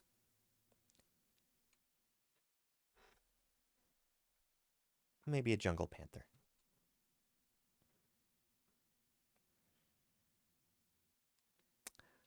Hello. Mm-hmm. All right. I sort of gesture to the others that there's a log, but that logs are there, and then to kind of move carefully because of the big ass panther tracks. Yeah, absolutely. You quietly gesture, and the rest of you very quickly get an understanding. CHEEG, you've got your bag of holding. And Siren, of course, has one now from Heavy. Did anyone else have a bag of holding? CYPHER does, but CYPHER's not with us. SQUO'MO. SQUO'MO's hat. Yeah, I have a hat, but I don't think they're gonna fit in my fucking hat, especially when I'm this small. No, true. Fair enough. So SQUO'MO's just supervising. It's very clear that CHEEG, you and Siren are the main log winners at the moment. And, the others will help with whatever muscle they can to get everything moving. But it seems like your work is cut out for you. Logs in the bag, Siren carries them up. All right. I'm sorry, am I moving these logs? You don't have to. You can have the others do it. I just mean it's your bag of holding, of course. If you're straight up just posted there with your gun handy as a bodyguard, that works. Yeah. I think we should have. I just don't think my 3'5" ass should be moving lumber. You're I real. think we should have CHEEG check out the pulley system while we're doing the lumber moving. That's smart. I am going to refute that purely because I want to be on guard for whatever that thing is. Absolutely. All right, well then I think we should have CHEEG on guard. Lovely. I'm going to say Ryder, who's not the strongest, but still has a +2 to strength, He's going to start getting moving. And of course, Sabrina will come in to help pretty quickly. CHEEG, you're on guard. DELPHI, are you moving logs or are you just on guard, watching out for anything? I'll be moving logs too. Nice. Siren, I would imagine it's pretty straightforward, You go down, you get these bags filled up, you fly back up top. So, just to see how fast this is going to go, I'm going to say one of you in your party can make a strength check, and for every person who doesn't roll out of the 4 of you doing this, you'll get a +2. So, for example, Draw, BENNI, you guys could roll and you could get a +2 from each of your NPCs, or just one of you could roll and get a +6. Did you say something earlier about SQUO'MO giving me advantage? Yeah, SQUO'MO gives you advantage. Yeah, I would like to do that. Okay. Let's let Siren roll that. Let's let BENNI roll. Yeah, Siren rolls with advantage and a +6. SQUO'MO, can you describe how you're SQUO'MOing your Gooman to Ratatouille? I have a I'm gonna cast time dilation. I think that's the one. I need to look at my spell list again. But, Yeah. but basically, it does give advantage. SQUO'MO is just like sort of peering out just from underneath the hat, and then whenever something fucks up, just kind of like fiddles with the hair a little bit, and then reverses time slightly. Just so then next time we're prepared in the future. It just does that every single time Simon's gonna fuck something up. Oh God. I mean, Every that's time. real. Okay. I'm getting the time a lot.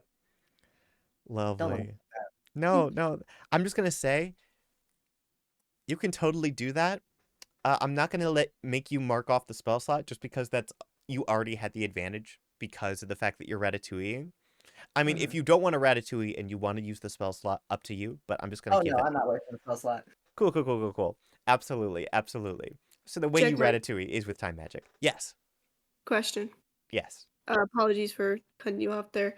So you say I have a +6. Does that mean an additional +6?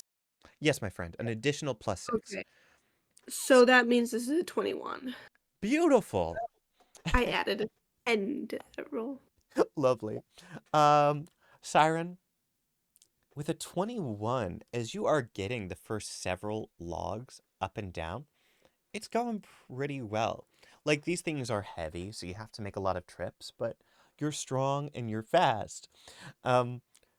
Meanwhile, from SQUO'MO's perspective, the X-Men, if I could put time in a bottle, every time something would have fucked up, SQUO'MO, you sort of... I'm just, on my game today. I just feel like my intuition is banger. Absolutely.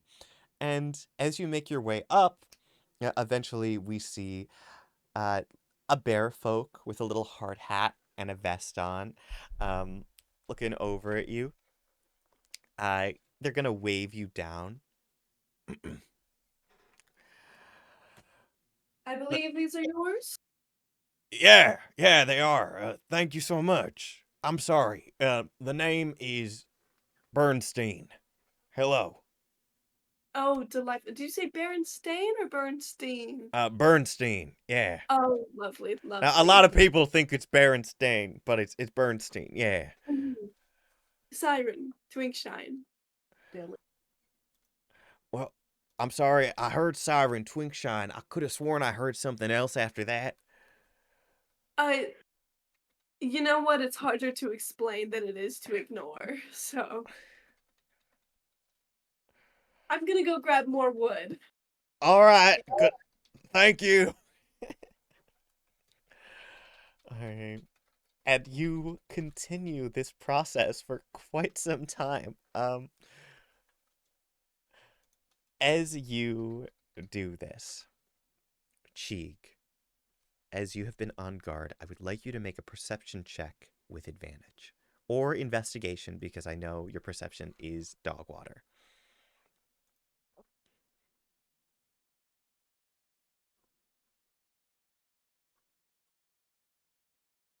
Oh, wait, sorry. What am I saying? Ben just stepped away. That's my bad, guys. Tell you what. Okay. While this is happening for a little bit, just to keep things moving. Draw? Yeah. You're actively working. What is your passive perception? Oh. 13. Not great. No. At one point while you were working, you hear some twigs snap. You look up and you don't quite catch it the first time, but you see in the brush what seem to be a pair of green eyes staring at you. And bits of black fur. You slay. Sorry. No, you're real for that. You are being watched. Interesting. I kind of. Who's nearby me? I know I'm working with Siren, but like. Yeah, I think Siren, this is probably as Siren's up above and is starting to come back down. You are right near Ryder, Sabrina, and CHEEG. Okay, I kind of, flag down the people on guard, kind of like motion to the eyes, or at least where they were. I don't know if they're still there. Absolutely. You sort of start to alert people.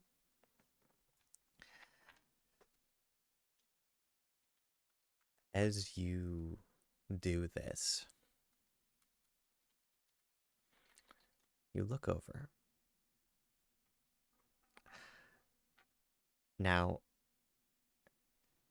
Ryder is going to stand tall.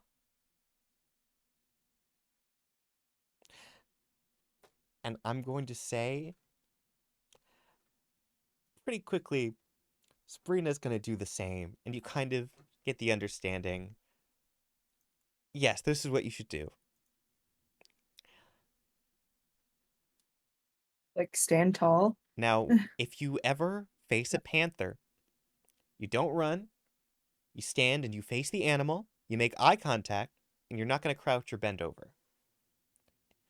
If you look Slay. small, yeah. Oh, it looks small. Yeah, it won't be good. You look like prey if you look small. And I'm going to say, please make an intimidation check. You're going to add a +4 to that from these two. Okay, where are my good D20s? That's a great question. Where are the ones that I mean, technically, it's a new day. I could retry these ones, but I don't think I want to do that right now. That's real. That's real. My bag of click-clacks. I love your bag of click-clacks. We'll try the red one.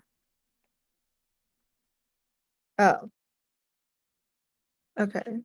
Just +4 from them. And then intimidation. That's a 14. With a 14.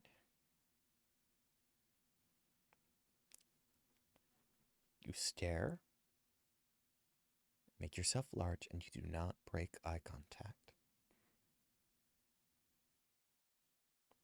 Slowly,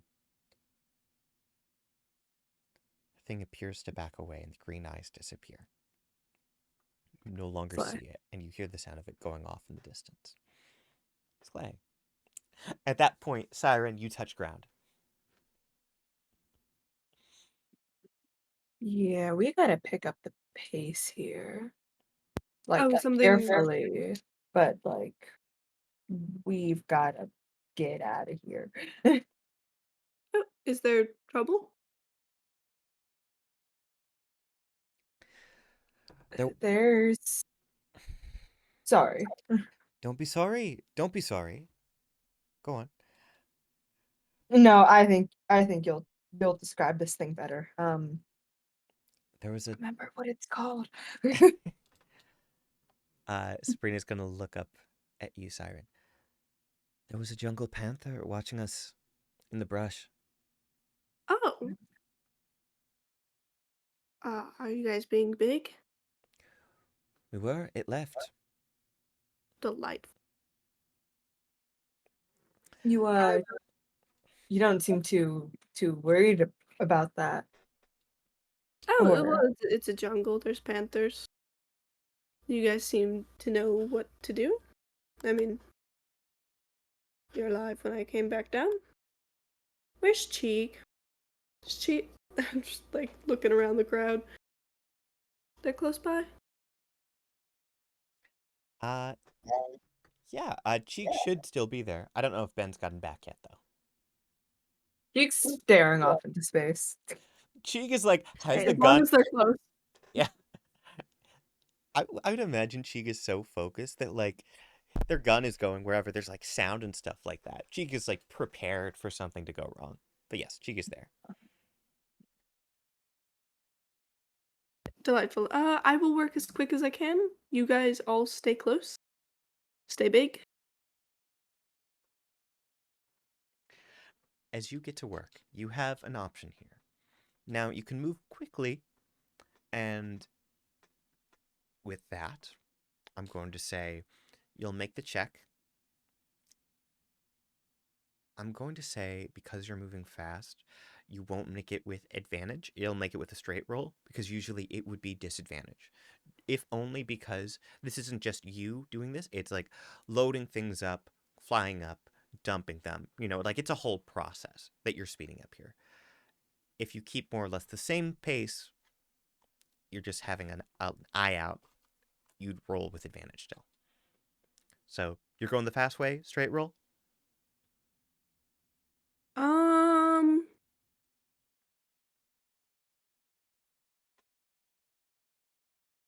Can I do what I was doing, but make more of a show of moving my wings quicker I to see. ease the folks on the ground? Okay. Yeah, Oh, we're getting gaslit. you're getting Yes. gaslit. Absolutely. Yes. Because I am confident that you can handle a panther. I see. I see. All right. Absolutely. Okay. You can still make your check with advantage and add your +6. Absolutely. I might ask you to make a performance check, but you don't have to. Ask me. Make a performance check. All right. First of all, it's a nat 30 for the athletics check. That's a nat 20 plus 10. You said you want performance? Yeah. Oh, performance is an 8. I used up all my goodness. You are doing so well, and you're getting these logs going. And here's the thing. like, because you got a 30, even if your performance is kind of shit, that kind of elevates it. Because it's like, okay. I almost imagine, like, you go down and, like, the bags get filled up. But honestly, like, with that kind of roll, you could even grab some logs just on your own outside of the bags of holding. Um,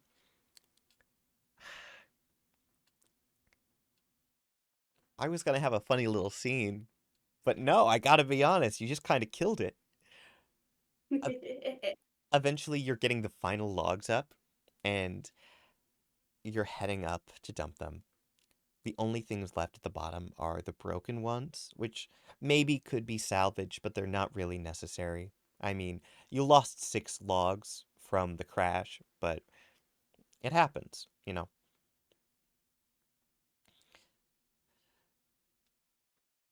Unless someone were to cast mending on all of these logs.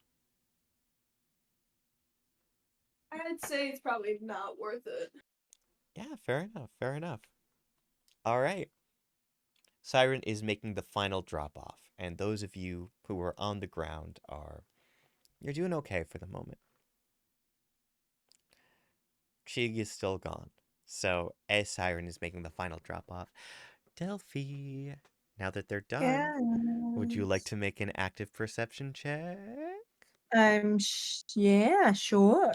Lovely. Let's see, an active I'm gonna perception. give you I'll give you the +6. I'll give you the extra +2 from CHEEG. Just because it's like realistically CHEEG's looking, but you know, just easier for you. So I get a +6, an additional +6. Mm-hmm. So another 14. Another 14. Okay. Yeah, that's just a different, it's just a different combination of numbers. Yeah. All right. Another die to dice jail. Lovely, lovely. My first, let it be known, that first roll was with the +4 was a 6, and then this one was a 3. Well, Well, we love. who's we? With a 14, you're going and CHEEG is watching out. Stingray's watching out. It's just sort of you and the members of your crew here. Ryder has their arms sort of crossed, but one hand on their sword, just waiting.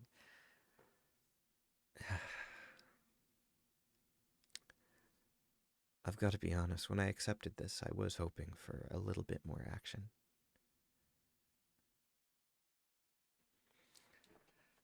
Oh, don't worry. I'm sure there's going to be plenty when we're after this woman of the forest, eventually.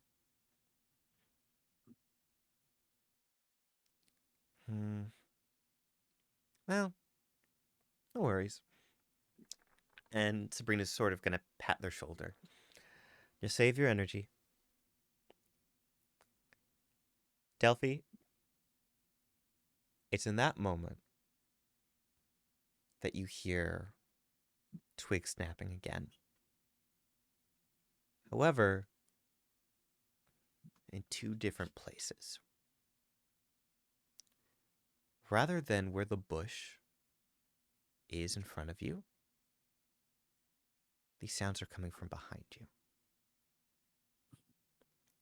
Both of them are coming from behind me. That's right.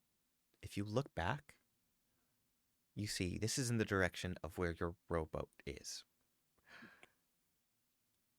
Poking out from just around the trees, you see a jungle panther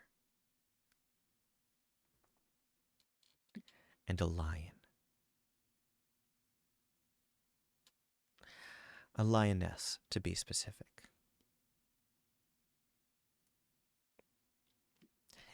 And as they stare at you,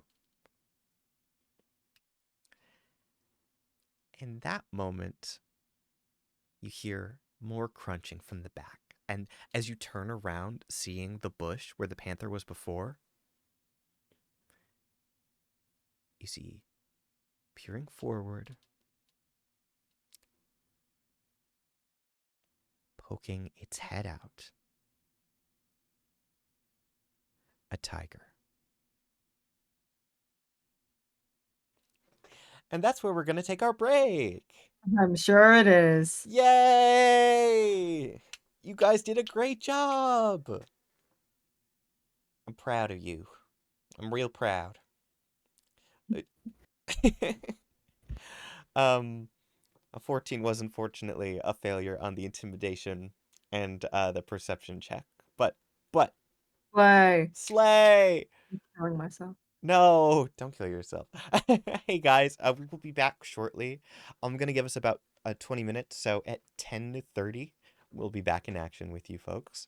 Thank you so much for being here for a session. I'm having a lot of fun. Excited to see the characters exploring. Yeah, you guys at home take care. Bye-bye. See you soon. Yeah. Hello everyone. We're back. Whoa! Hey folks. Thank you for your patience. Break took a little bit longer, but we're here. We're queer, and we're ready to dungeon our dragons. I'm going to start describing this from a few different perspectives, and then we'll roll for initiative. CHEEG, you were very focused during all of this. And after the panther seemed to leave, you had yourself ready, staring down your scope. Stingray began to make some buzzing sounds, and you knew that they had maybe seen this thing before you did. You stare and you watch as moving up to the bush is a tiger. Now, what you did not realize as you were preparing to deal with this in one way or another is that two other animals, a panther and a lioness, had made their way around two animals that, DELPHI, you find yourself staring down. Up above, we see one Siren Twinkshine with SQUO'MO on their shoulder. And Siren, as you are flying down, ready to say that you finished the job, you see these three jungle cats surrounding your party. I guess my question is, folks, are we rolling for initiative? Is there a way to avoid combat? If you're clever. They are surrounding the party. It seems that they very intentionally, strategically even, got all around them. So it just kind of depends. Yeah. I think we, for ease, should probably enter initiative even if we're choosing a peaceful route. Absolutely. Everyone, roll for initiative. Yo! Maybe we'll fight and maybe we won't.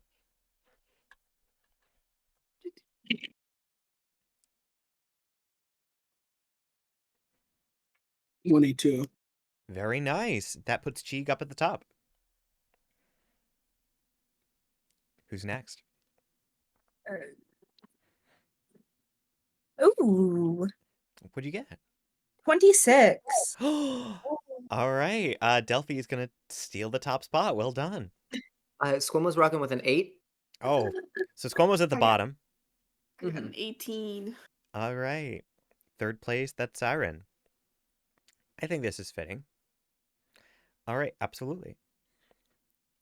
All right, and then just for ease,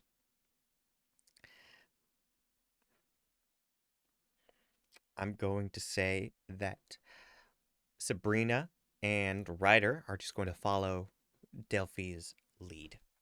Make that faster. DELPHI, you are slay.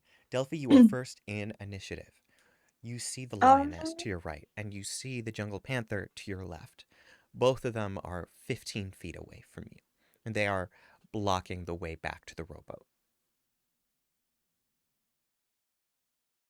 I think, because above table, we've talked about taking a peaceful route. So I think I'm going to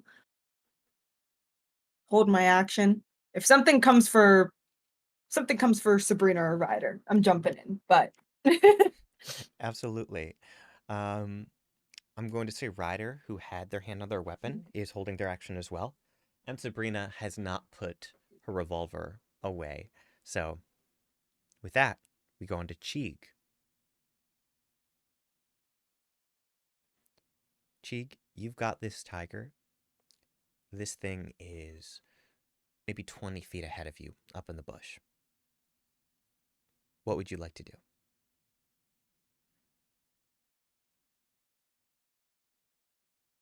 Um,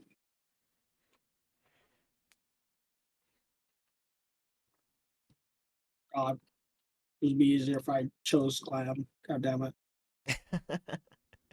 Fair, yeah. Um,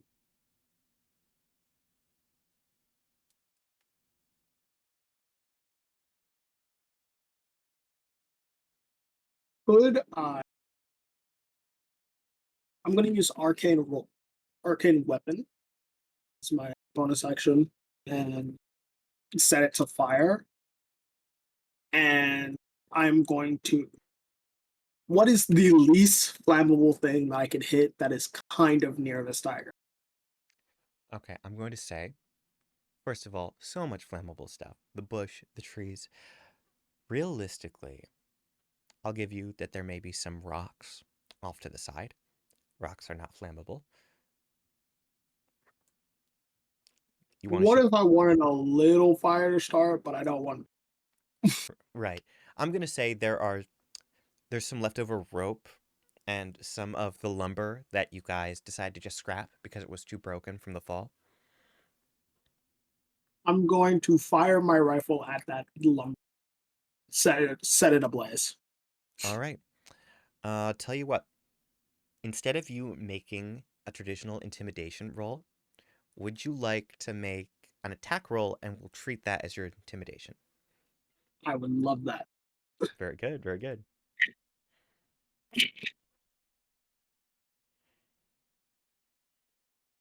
And then with the repeating weapons, that's +7. So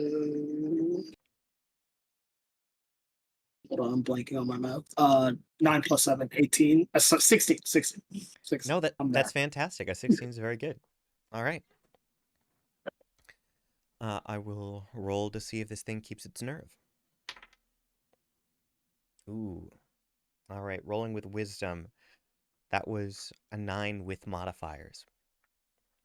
You shoot, and we watch this little explosion as the flames burst. It's controlled. You made sure of that with a 16.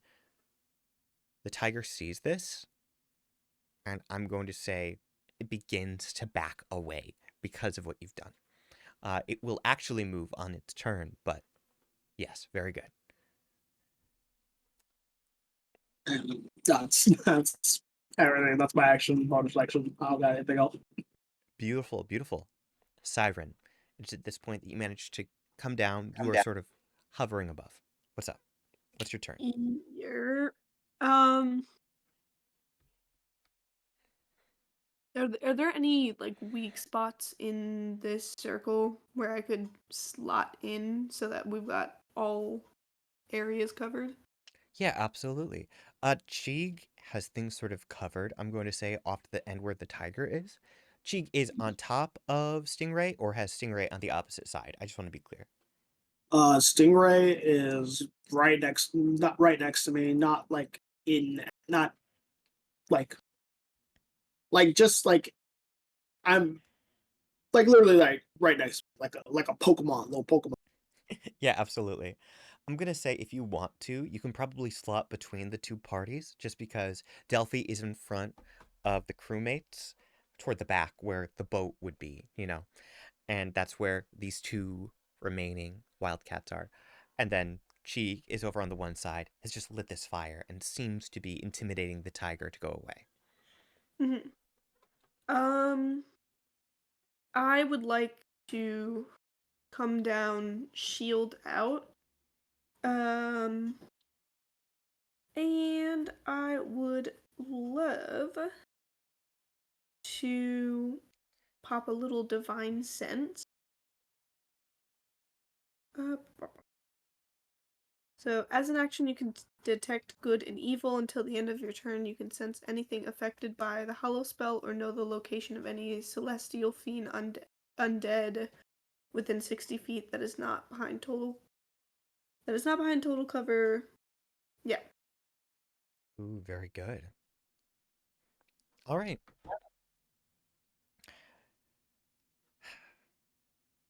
First of all, excellent choice. This is a fun one. Oh, As sir. yeah. I don't know if this changes it. Just I looked at the larger explanation because some of the wording didn't make sense. Mhm. Says you know the type of any being whose presence you sense, but not its identity. I see. I see. All right. Thank you. I'll consider that for a moment. Very good. Yes. So it says here, at least on Roll20, that it's specifically, you know the type if it's celestial, fiend, or undead. Very good. Yeah. Very good. Good. Good. Good. Okay.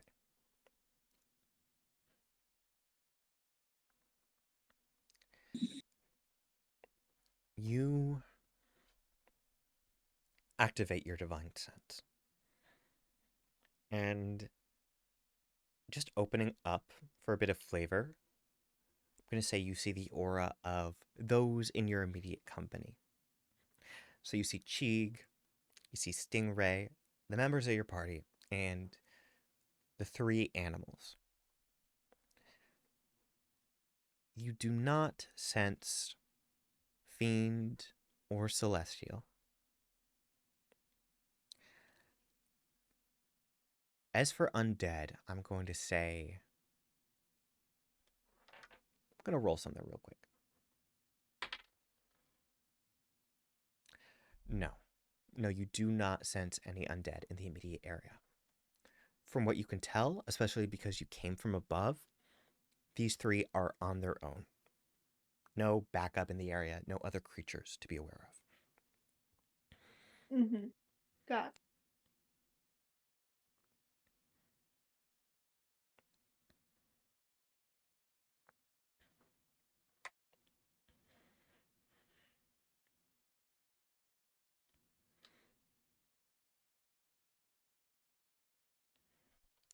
And now the thinking phase begins. Take your time. What? Oh, nothing. Sorry, I thought you were thinking with the information before responding or doing what you were going to do. So I was being silly. No, that is what I was gonna do. Oh, that's your whole turn. Fantastic. That's You've got my your shield action. ready. Absolutely. And you use Divine Sense. That takes your action. That's my bad. Yes. Lovely. Well, fantastic, Siren. You sort of get an idea of what's going on around your party. Fortunately, it seems this is all you have to deal with, which is good. Got to keep the situation manageable. After Siren, okay, it's going to be the panther and the lioness. Delphi, you are sort of at the front. You are holding your action. These things are 15 feet away. We watch as the panther is going to take a step back about 5 feet.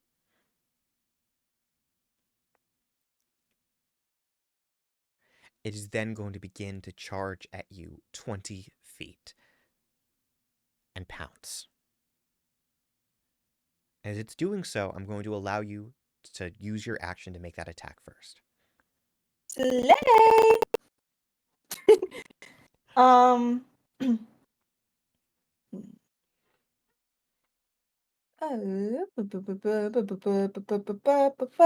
at the very least be rolling a d20.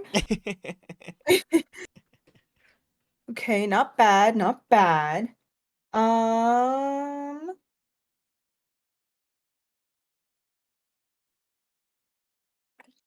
We'll attack using the captain's cutlass, just as a normal old sword. Yeah. We're just hitting with it. So that's gonna be a 19 to hit. Beautiful. That is successful. Feel free to roll your damage. Yay! Where did my d6 go? There it is. Lovely. 8 damage. 8 points of damage. Absolutely. All right.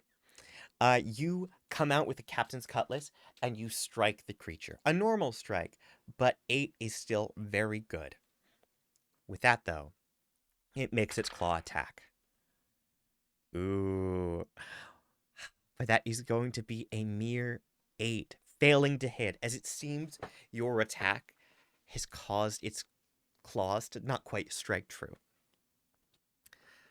So with that, we go from the panther's turn onto the lioness's turn. We see her notice what is happening, and she is going to, similarly to the panther, take 5 feet back, and then is going to rush forward towards you. Now, rather than just using the 20 feet, I imagine what it is going to do is it's going to come around, getting right up and close, enough that it is now within range to you, Siren, and to some of the others, as it is coming around, trying to get you from the back while you are distracted with the panther. As it moves into position, it has activated pack tactics. However, this is making it vulnerable to attacks from the others on subsequent turns.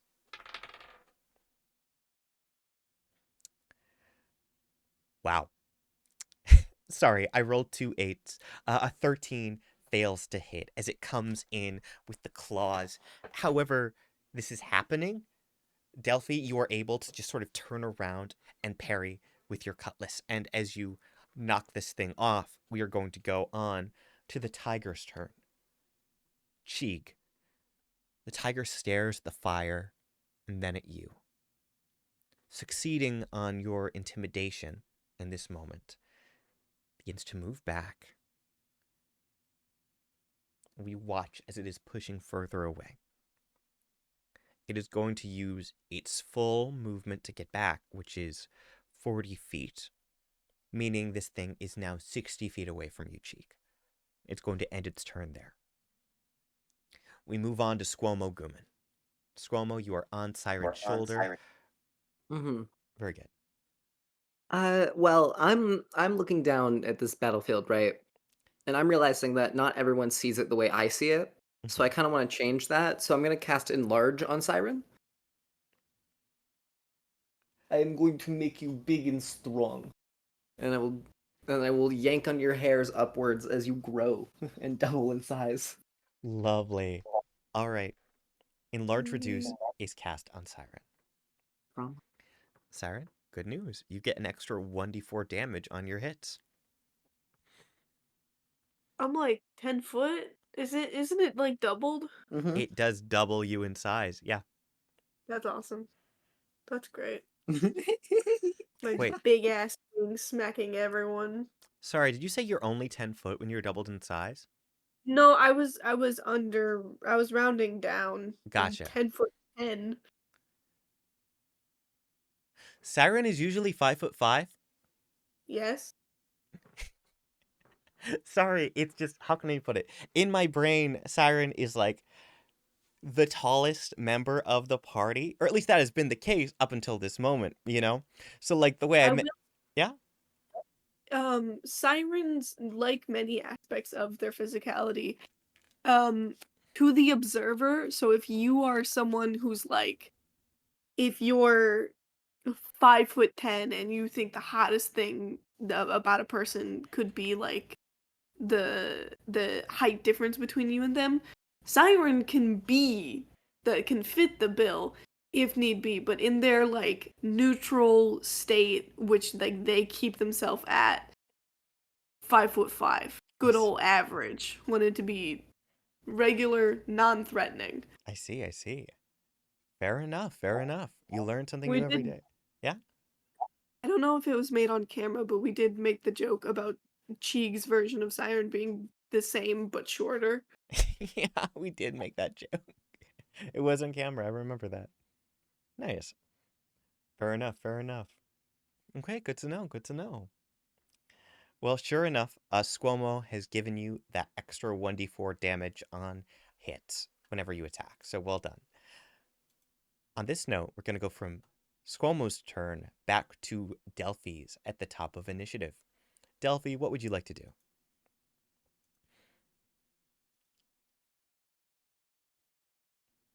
Pardon me. Draw moons, my beloved. Oh, sorry. I started making my thinking noises and realized my mic was muted when you called on me a second time. That's okay. Hmm.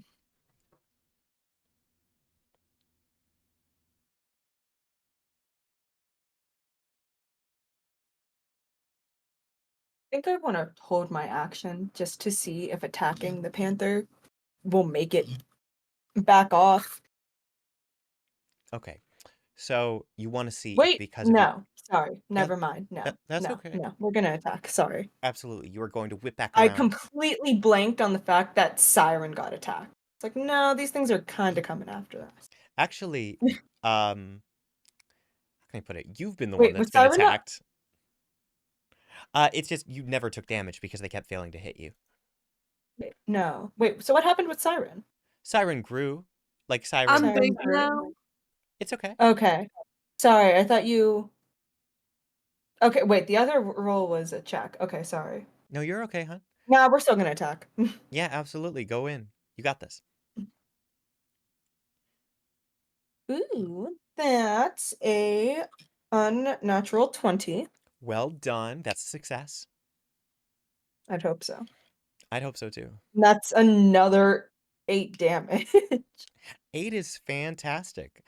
With an 8, you manage to strike true, and just as you hit this panther, it explodes into a puff of green smoke. And you watch as the smoke flies overhead and off into the jungle. I don't think land creatures do that normally. Right? The others sort of like nod to agree with you. Are you going to put your shield away to use your bonus action attack, or are you just going to take that and end your turn? You know what? I didn't have my shield out, actually. Oh, fair enough. Then you can use your bonus action, of course. So your AC Tonight. is a 17, not a 20. Good to know. Yes. Oh. I can use the captain's cutlass again, right? Or does the other hand? No, the other one has to be a dagger attack because. Right, because 2-weapon fighting. Right. That's right. Yeah. Well. Oh, didn't mean to hit my mic like that. All good. There are 3 animals in the vicinity, or there were 3 animals in the vicinity, or were they? One is Don't know. surely too far Yeah. away from you, but there is one Yeah. within 5 feet of you. Yes. This Okay. is... Yes. You know what? We'll throw the dagger. We'll just throw the dagger for now. Absolutely. All right. Go with that dagger attack. Yippee. Okay. Okay, that's a 26. This die likes me tonight. Yes, a 26 is successful. Well done. Sorry, was not prepared to roll a d4 right. I forgot. You forgot. It's okay. It's okay. Ooh, 2 damage. Lovely. You do 2 points of damage to this thing. Well done. Well done. Now, as you do this, you whip around to hit it for the damage. Ryder and Sabrina and Siren are all around you. So needless to say, this thing is about to get fucked. So yeah, we're just gonna open up.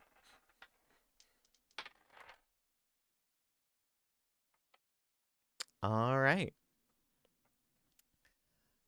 We watch as Ryder on one side is going to take the rapier, and very quickly they slash into this thing.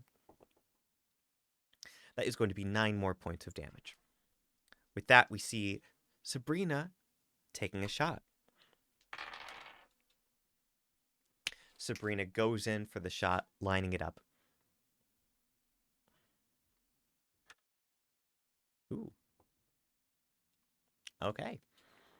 That is going to be 14 more points of damage. With that, CHEEG. You see the tiger. It is 60 feet ahead of you. The others seem to be handling the panther behind you. They're probably 10 feet away. Is there anything you want to do, CHEEG?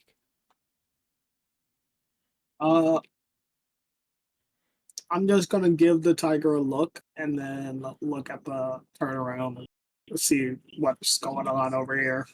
Absolutely. You're holding your attack for now? Hmm. For sure. The tiger seems to be remaining in place. You turn around and Siren, it is your turn. You're big, Siren. I'm big as fuck.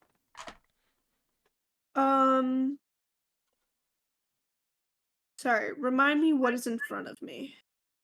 There Like, what's is, the most pressing? yeah, of course. There is a panther in front of you. To the left of it is Ryder. To the right of it is Sabrina. Behind it is DELPHI. Sorry, not a panther. This one is the lioness. So, to make a long story short, Sure. to make a long story short, you have advantage every way to Sunday. Plus SQUO'MO, plus you're big, so an extra D4. Mm-hmm. Yeah. I have something fucky to ask. Yes, Commander? Hypothetically, Okay. I'm big as fuck. Right.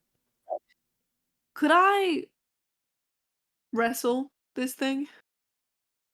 Could I tackle it, maybe? Yes. Who's the closest ally? All of them, everyone but CHEEG, is within 5 feet. I'd say that DELPHI is technically 10 feet because there is the lioness and then DELPHI behind, and then the other two are within 5 feet of you. CHEEG is within 10 feet of you. Mm-hmm. I would like to take my hat off, carefully place it on DELPHI. I go, please keep it safe with your life. Yes, ma'am. And then I am jumping at this thing to wrestle with it. Absolutely, absolutely. You leap toward this thing. You are going to make this athletics check with advantage. Very good. Very good. Liz just turned to me, asked, "Am I in the hat still?" Girl, I put the hat on DELPHI for the point of you not being involved in this tackle. My God, now, DELPHI. I will whisper to you the nothings that I tell you all the nightmares. What the fuck? The Where'd you come sound. from? The athletics check is a dirty 20. Beautiful. With an athletics check of 20, I'm going to roll for the lioness. God. God. Okay. It got a 7. You pinned this thing to the ground, Siren. What would you like to do?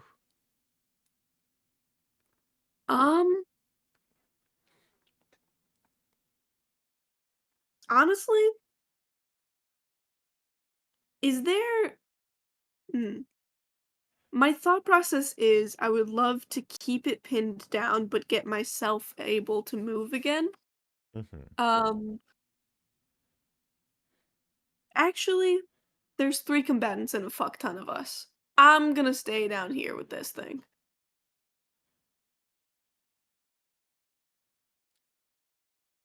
That's real.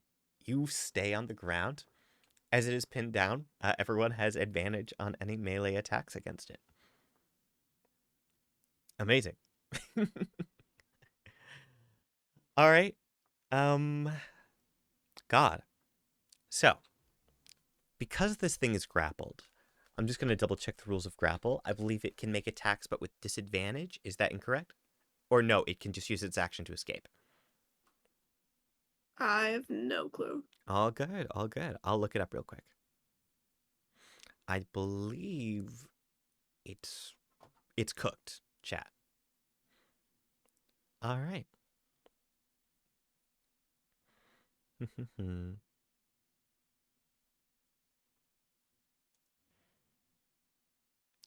All right. Speed is 0.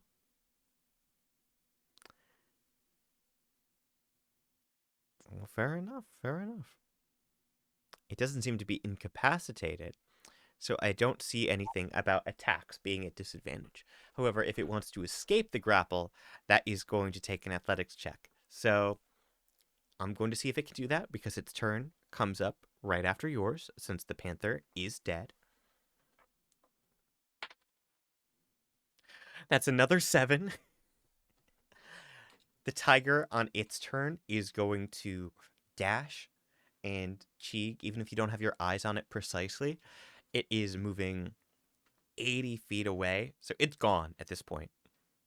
SQUO'MO, it is your turn as you are on DELPHI. Hmm.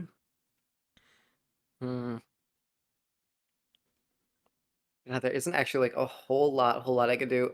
So you said that there are all of the wolves, or not the wolves, the panthers, are all of them next to each other? Here's the thing, Liz. There's one left. Like, the panther died. The tiger ran away because of CHEEG. There is just this lioness that Siren has pinned to the ground. I'm gonna cast grease on both of them. Oh, God. Sure. All right. I want the court of public law to know that I think this the worst part about having her here when she does it is because every turn she's done, she Yeah. turns to look at me with this stupid smile. With this stupid excited smile, knowing that she just did something. I did just kind of do You're something. covering me in grease. Thank you. Here's the thing. Both of you in grease. Yeah, because you're technically on the ground, you're not standing. Siren, you don't have to make a dex save yet. You'll if you try to stand, you'll fall prone if you fail the dex save. Not even about Siren and the deck saves. It's about her. I just have to ask, is it grease? Is it mud? Like, what does this look like? Oh. Stop Is- just mouthing lube to me. I did nothing of the sorts. Okay. Do you know what? Fuck it. I'm gonna make it olive oil. Siren, you smell olive oil. You're drenched in it. You got olive oil mud now on the ground. Is that SQUO'MO's turn? Yeah, I'm satisfied with that as a turn. Lovely. DELPHI, you've got SQUO'MO on your shoulder, so whatever magic word SQUO'MO uses, regardless, you can tell that SQUO'MO is casting a spell, and then you just look at the ground and you see Siren and the lioness covered in olive oil. Interesting choice. It's your turn.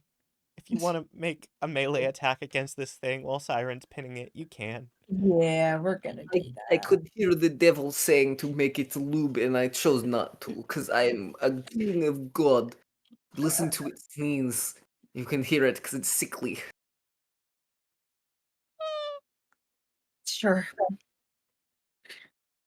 Oh, that wasn't the best roll. That's gonna be a 16. Beautiful. Beautiful. That hits? No, here's the thing. It absolutely hits. Yeah. Yeah. Yeah. Yeah. Yeah. Yeah. Okay, I need another d6. That's the third too. That's another 8 damage. All right. I gotta be straight up. How do you want to do this? Man, I'm just slicing this thing with a cutlass. It's You come in, Siren's lubed up. You walk over, you slice it with the cutlass. It explodes. As the smoke clears, there's just olive oil beneath your feet and Siren on the ground. Oh, this feels awesome. well, I That mean, makes me regret it, actually. I was being. Bless you. It's guys, fine. You can get that. You are safe. I trust your ability to stand. Do you need help? No, thank you. Can I have my hat? But can you be on babysitting duty? No, I don't. No, no. I'll find Please someone take your SQUO'MO back. I'll find someone else to Yes, babysit. yes. Hello. She I speaks in return riddles, to and I don't you. want to hear them. I return to you. Hello. Yeah. I am here to tell you the terrible Jegg, things. Minecraft, can I hypothetically have like a hair tie bow ribbon that Yeah. I keep on me somewhere Yeah. in case a bitch needs to look cute? I would love to tie a little bow around 3-inch SQUO'MO, putting her arms by her side, and then I would like to put her in my pocket so that she can peek out and have air, but cannot get up to my ear.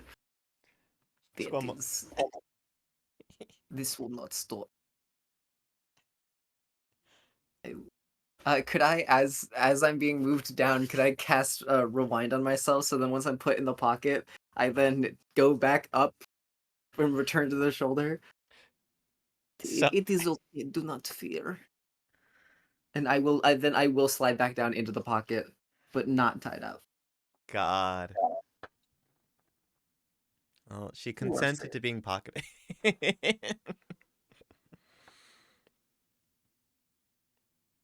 Ah. What just happened here? I thought you needed protection from, like, the wild animals, not from that. I'm learning more and more that those are synonymous. Ryder looks to you, Delphi, and then Sabrina. Okay, I'm going to be in the rowboat. And then walks back.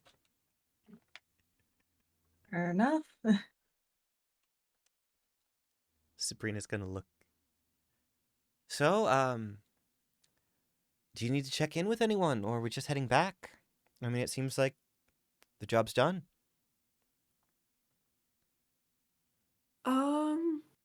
CHEEG, could I have you look at the pulley? Yeah, I gotcha. Nice. CHEEG, as you take a look at the pulley, and I'm going to say, just using a stingray, you're able to climb up the trees to get up to the top. Pretty clear. The rope was just old. It doesn't seem like they have a tendency to use cheap material. It was just an oversight. I'm not even going to make you roll a check for it. If you want to use some of your own rope or some of theirs, it doesn't take too much to replace. And pretty soon you're able to get them a much stronger, much sturdier platform so they're able to, pull and carry any new lumber. Thank you. What if I wanted to motorize it so that it was easier? Yeah, investigation check with advantage. Because that's cool.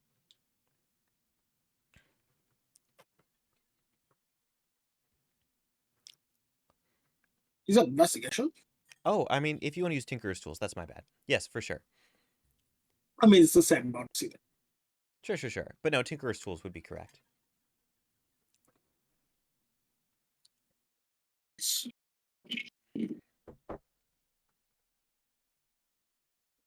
Greatest.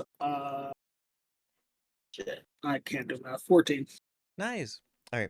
You've got a 14. Do you want to burn your inspiration, or you just want to go with the 14? I'll burn my inspiration. Sure. That's much better. Nice. 24. With a 24, using supplies that you had left over, you are able to motorize this thing. And honestly, it is moving smooth. Bernstein, the bear, is sort of just going to clap. That is something else. I mean, you artificers, you really know your stuff. Here, I'll tell you what. You guys have been such a big help today. And Bernstein is going to open up what seems to be a little red lunchbox. Mm-hmm. Mm-hmm. All right, there we go. And is going to pull out what seems to be a bag of trail mix and hand it to you, CHEEG. Thanks. Yeah. Yeah, well, it's my mother's recipe. It's good stuff. It's good stuff. All right. Well, you guys, you take care. Hmm. What percentage is M&M's? Oh, Yeah. I also leave a little booklet on like simple repair Huh. and my sending stone number. Yes. Lovely. Absolutely. They are going to take their sending stone and sort of raise it up to yours. And we hear that familiar hum as the two link up, as you now have each other's contact. Bernstein puts on a tiny pair of spectacles. Repair. Thank you. Thank you. It's just simple stuff. It's that most of it is just like gears and spools. If any of the like major systems fail, you should be able to get it like any it should be able to be sustained with any power source that you guys have.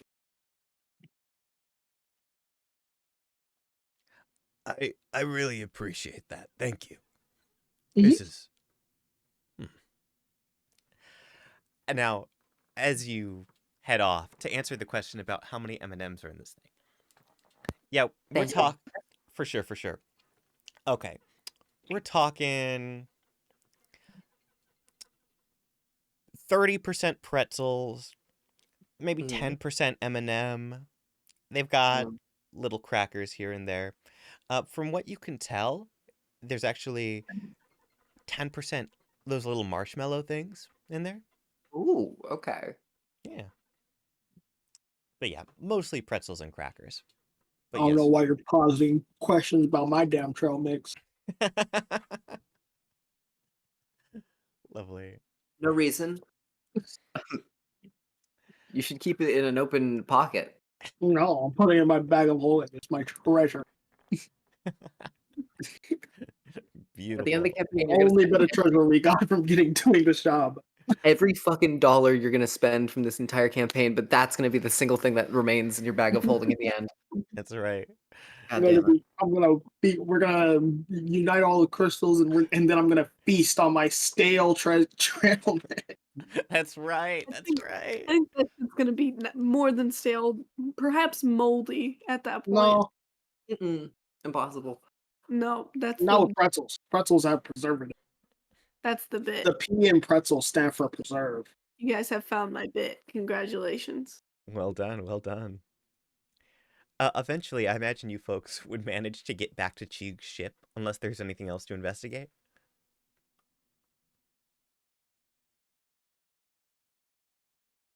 I don't know. Is there Oh. something else to investigate? Was there a crystal here on Verdisia? Yeah, absolutely. If you want to check with your tracker, it is deeper into the forest. However, you would recognize at the very least that it's certainly on the ground level, not up and above. Mhm. And how close is it to where we are? Like, Where you, would this be a better port, or would going back to the other be better? since there wasn't actually a port here, you guys just kind of had to take the rowboat and come up on the edge. As far as ports go, probably better to have your ship back on the other side, but you're an equal distance. This thing seems to be in the center of the island. Oh well. All right. You check with that, and as you guys are getting your stuff together, you didn't take any damage from that fight, thankfully. You played it very smart. Siren, you are going to feel the gentle pulse of your new sending stone that you got from Darla. Wahoo!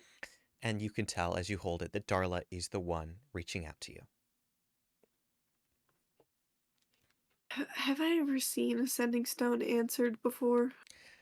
I'm gonna say you have like a vague idea. This is probably because not everyone has a sending stone, of course. From what you can tell, you just kind of hold it and you will it to be answered. You know? Also, is it more like a phone or is it more like a pager? It's more Or like like a it's a magic okay. rock. Um, Yeah. you Does it hold. give me sound or words? Or like or Oh yeah, no, it gives you sound and everything. oh, okay, sick. Yeah. You have an option, right? You can hold it up to your ear traditionally, or if you'd prefer something a bit more holographic, you can hold it out, and it's essentially the same as having a speaker, except you see them on the other side. Um I'm gonna put it in my ear because it's still business hours, which means the likelihood that Darla is not decent enough to be holographed towards a group is higher. That's so true.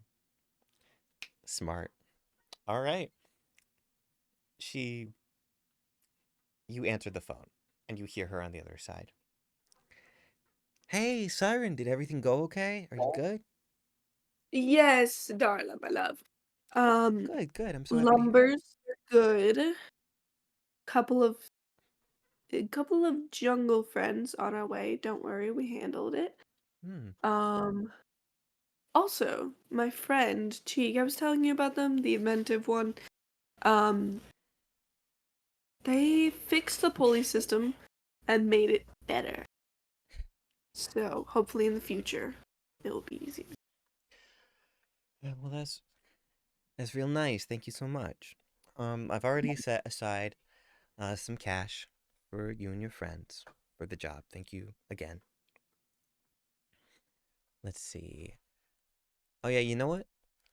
And you hear her writing something down. Yeah, absolutely, absolutely. It's not a lot, but it'll be right here for you. Do you need anything else? I mean, as far as money goes, I mean, we've only got so much to offer, but if any of them need favors or something. Oh, I mean, we just raided a cave of great treasures. So money wise, I'm doing good. I'm doing swell. Um, I think the only thing was we were going to potentially board some of our members. Oh yeah, no, absolutely. I mean, well, that goes without saying. I was gonna do that anyway. Um, Mm-hmm. but yeah, no, I can get that all set up. Do you know which ones are getting rooms? Um, as I'm imagining we're walking over. I'm gonna over to the crowd and go, by the way, show of hands, count of heads, who wanted to stay at the cafe for the evening? Like rooming there?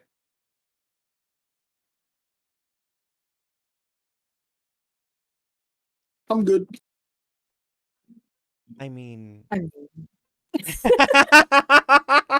hey, I'll count Sabrina and Delphi in.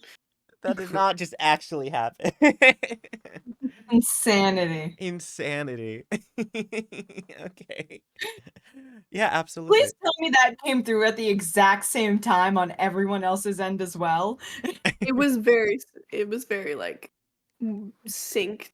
Not exactly the same time, but one after the other in a good rhythm. Yeah, yeah. Thank you, thank you. It's Because in my headset, the moment I opened my mouth, like genuinely, it was the exact same time. that's lovely. All right. Gay people. Gay people. Absolutely. Am I talking about Delphi and Sabrina? Am I talking about myself and Jegg? Who knows? Who knows? Is Uh, that all of the head count I get? yeah, Ryder's not interested. Um, Sounds good. Um, all right, so it will just be me, and then our couple suite with the amenities. yeah, absolutely. take whatever you were gonna pay me and just put it towards that for the evening. You're too good. I hope you know that. It's I mean- part of my job. Siren, we can. Sorry, I just overhear you offering to pay for us. You don't have to do that. Oh, it's not paying. It's on, it was going to be on me. To be clear, you wouldn't be paying either way this evening. This is a matter of whether or not my dear friend reinvests money into herself in the business. Ah. Mhm. Either way, it was on me. There's no getting away from that. Mhm. Thank you. Of course. With that, it should be known that when you folks return to the Rainforest Cafe, you will each be getting 5 silver for the day's work. I'm not taking it. Really? Really? I'll take it. Absolutely, I'll take that. You'll take your 5 silver, right? Which I will actually take in the way of just my mage hand will grab it and then kind of drag and pull it and carry it towards Siren's hat, and then I'll just reach out and grab it from there. Nice, nice. Absolutely. All right. Okay. CHEEG's not taking it. Siren's not taking it. SQUO'MO's taking it. DELPHI, it's up to you. Ryder is going to take their For 5 all the silver work. for all the hard work. Yeah. Yeah, I'll take the 5 silver. Nice, nice. Very good. Hey, can we exchange the currency for what you have Electrum? Maybe. We can say this is back at like the Rainforest Cafe. So Darla is looking at you, at Tiny SQUO'MO. I have to hold the hat out. You gotta forgive good. me. I'm sorry. You said Electrum? Yeah. Mm. Yes, it would be just one. So what you're saying is, so sorry. I just want to be clear on this. 1 Electrum is 5 silver? Yes. Okay, so I don't really have Electrum. What are we doing here exactly? What is this exchange? No, well, it's fine. It's fine. Don't You worry are about currently in line asking if you could pay for Bitcoin. Don't worry about it. Please. Okay, That is its value for now. got it. No, yeah, that's fine. Mhm. Do you guys take Monero? It's worse than do you guys take? Will you give me? Do you have any on Do hand? you pay in Bitcoin? That's essentially asking, hey, do you have a $2 bill in your cash register right now, please? Okay. Can I get A this? bit of a collector. Can I get this paycheck in gold dollars or silver dollars? Just by the way, according to D&D Beyond, 1 gold piece is 2 Electrum pieces. So Yeah, so one Electrum is worth 5 silver. yeah, you're right. Correct, it is the math. That's amazing. That's great. I'll keep Oh, that. thank God you're not swindling her. Yeah. Not yet. I don't believe that Liz knew that. Yeah, it is. I can confirm she has the swap up right now. She loves it. I did the math the second time to make sure. All right, I just Whoa. did it. By the way, I just want to say the things that you guys inform about this world, a lot of fun. But Ben way back when paid Tilly and was like, yeah, 45 gold pieces per quarter. So I've been using that as reference. So congratulations, guys. You are defining the economy. Livable Aw. wage, cryptocurrency, every session. We figure That it was out. a very high. I just want to be clear. That was a very high salary. I just need to be clear on that. That is very high, at least in my head. No, for sure, for sure.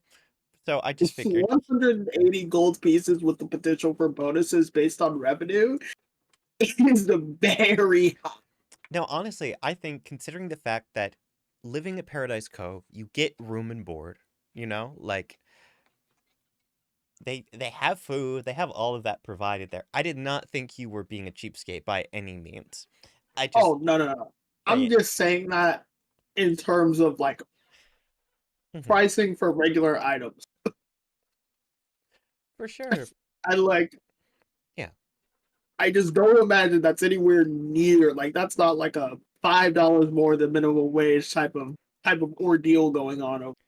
Oh, absolutely. I mean, I think we established a little bit back that like a day of rations, which is like not just using like the dry tack and everything from D&D Beyond, but like a day of rations being like everything you guys eat for a day. So like breakfast, lunch, dinner is 5 silver pieces. Like it's good. It's a good amount of money. So yeah. Mhm. Gang, you get back here. You've got your pay. Um Okay. This is a little bit of housekeeping, a little bit relevant. We are going to play a little bit longer just to wrap up whatever you guys want to do for the rest of this session. Above table, is SQUO'MO going to be a little lady again in 2 weeks? Or do we think SQUO'MO is going to be back to normal in 2 weeks? Squirm's probably gonna be back to normal. Yeah, yeah. Sounds It's good. it's just something fucking different every single time, I assume. At this point, We'll see how it goes. Absolutely. Absolutely. All right, lovely. SQUO'MO, it's been a long day. You're still tiny, but you don't feel like you're cursed to be little forever. This is just, running its course. Mhm. Lovely. Is anyone gonna press to digitate the olive oil off of Siren?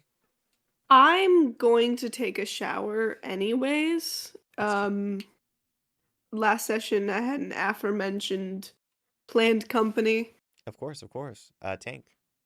Yes, and I imagine since this is a classy establishment, rooms come with bathrooms equipped with showers. Yes, absolutely. I refuse to play in a D&D setting without plumbing. Yes. I refuse to have my character's point be unionizing sex work and not have clean environments to have to practice sex work in. Exactly. All right. Siren, you go to clean off. I assume that someone is gonna take SQUO'MO back to the boat for the night. Uh, Squirma will probably just like. Mm, If you want to summon Gibby, I may, and then I'll make sure. I'm not letting you observe my evening. I will make sure you catch a ride with someone. the tiniest cuck chair. I was gonna say if Delphi notices that that Squomo's kind of just wandering around by herself, Delphi will be that method of transport. People are watching out for Mhm. you, SQUO'MO. Yeah. uh, how kind. Squirma will travel back and probably just sleep. Skoma actually will probably go and try to purchase a room for herself just real quick. Okay, Because absolutely. at this point she will attempt to try to take a shower very small because it is a luxury. Mm. God. All right, absolutely. As you head up there, um, there are like prices and everything.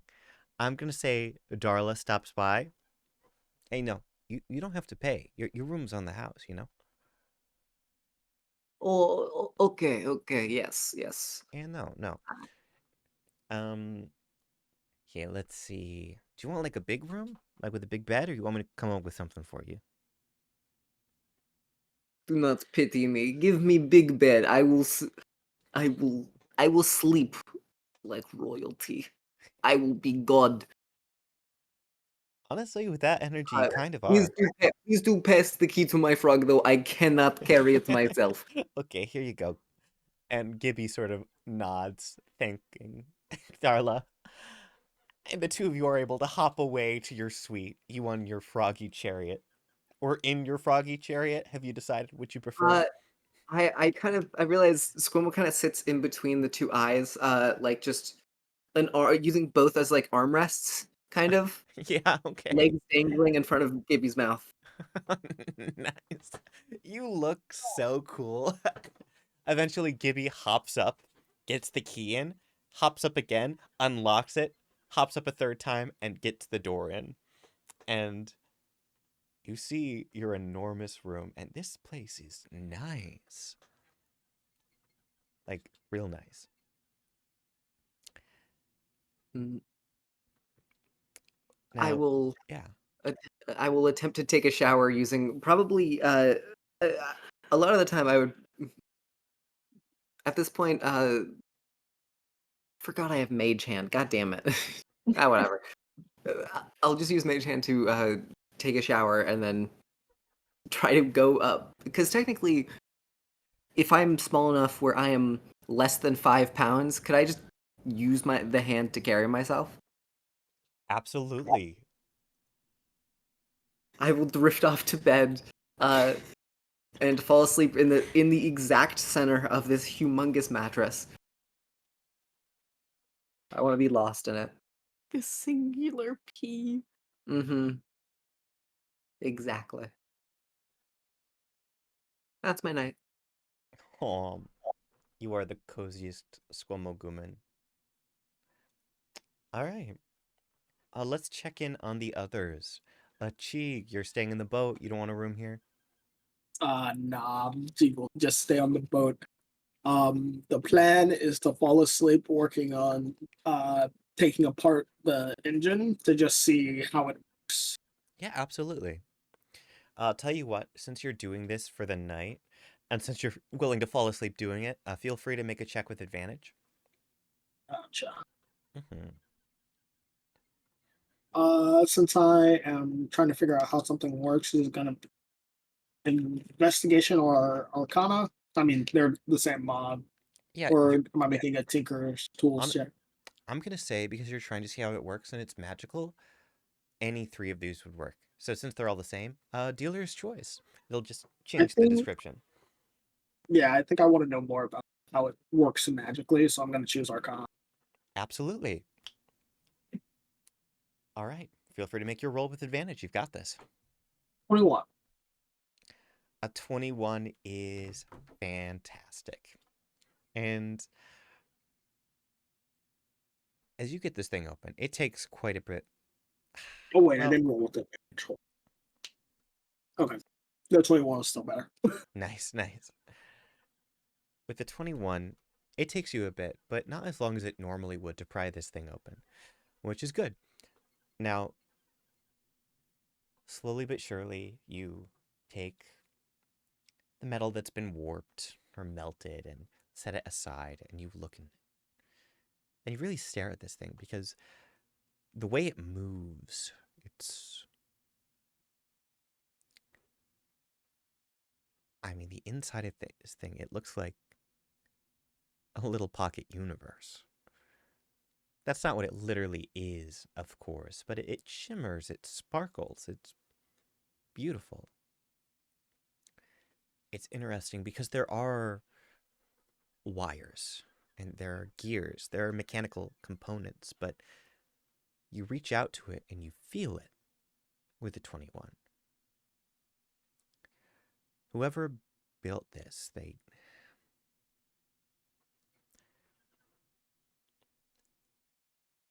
making an engine like this, it's almost like self-reflecting. This thing is as complex as a person is, because it needs to be able to hook up to a person's magical signature, to any magical signature. As you are testing it, as you are attempting to see how it works, almost unconsciously, you feel a connection spark up. What does CHEEG's magic look like?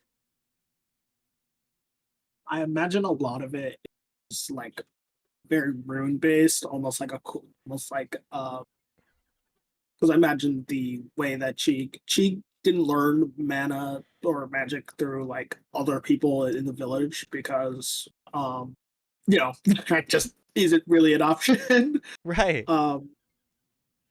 So a lot of Cheek's understanding of magic comes from watching adventurers cast it and basically creating equations and stuff like that. Basically taking basically associating an element or a purpose for each magic. At one point, they learned schools of magic, started incorporating it that way. So a lot of it is just the runic symbols and almost like a math equations. Looks kind of like calc homework. Absolutely. You are looking at this, and it's exactly the way. Well, it's like looking inside your brain the moment the connection is established. The colors shift, and you see these equations, you see these runes as it forms. You see the colors of your hair, of your eyes. It's so much of this is you. It's like staring at you.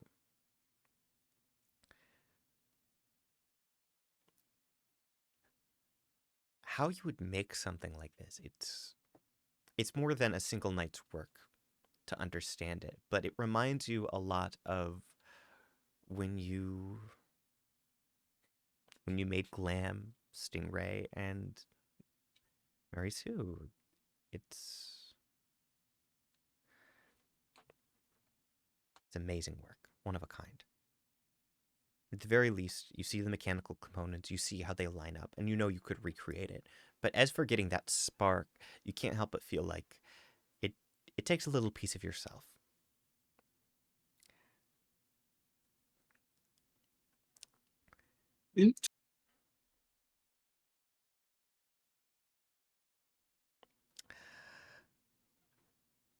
With that, now knowing that you could rebuild it, and now understanding that what this is metaphysical, personal magic.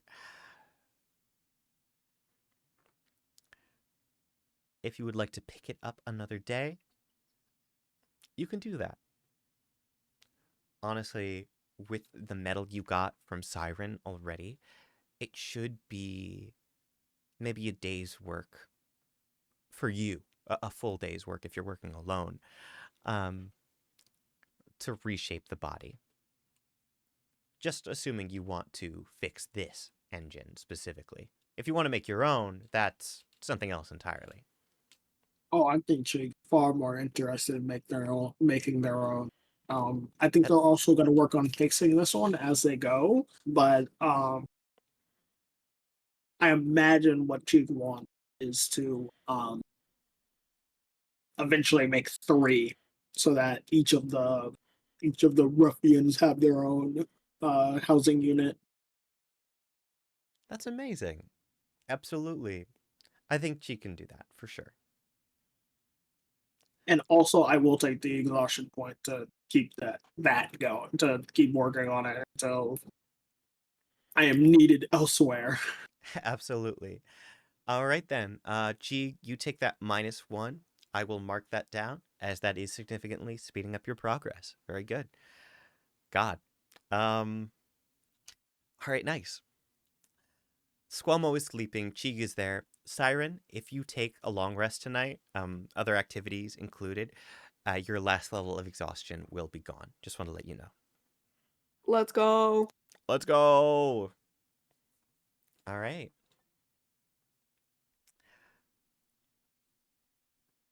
how much do we want to narrate for Siren? Up until, of course, Fade to Black. I mean, We where don't were we gotta beginning? worry about it. Lovely. We don't need We're to good. introduce anyone? No, we're good. No, you guys get the idea. We get the idea. Siren goes, and no one hears from Siren for the rest of the evening. Well, Siren doesn't speak to anyone for the rest of the evening. I was gonna say, I think Delphi and Sabrina have heard from Siren. They've heard from Siren. All right. I think Siren heard from them as well, so Well, even Stevens. yeah, of course. Walls are pretty much soundproof, but well, some people. Now, Delphi. Yeah. Yeah. You and Sabrina get a room key. And eventually, you find yourselves in your bedroom in the Rainforest Cafe.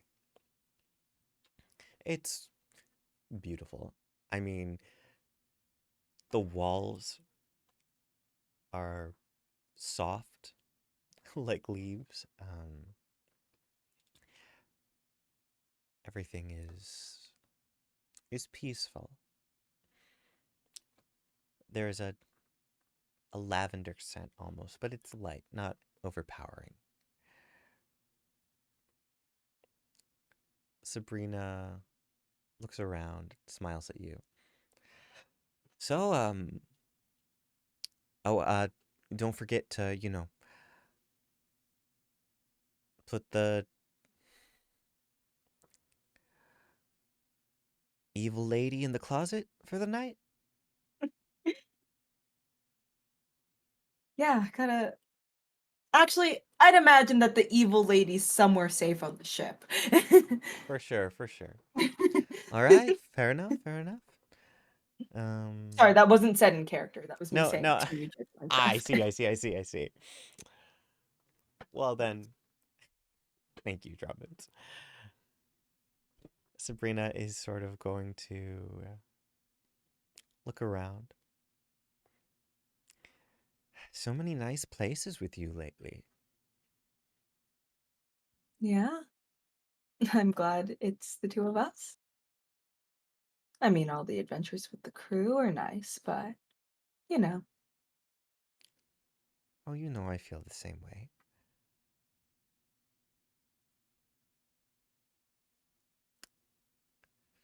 Just gonna look over at you. Sort of saunter up behind you. And she just sort of hugs you from behind.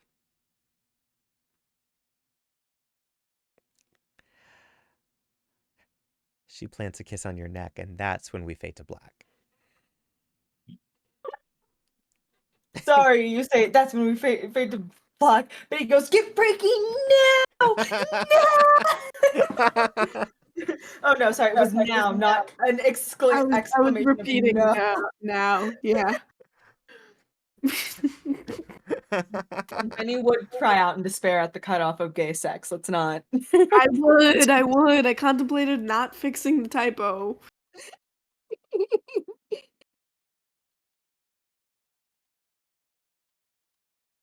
I'm saying there are amenities. Take advantage. I'm sure they are.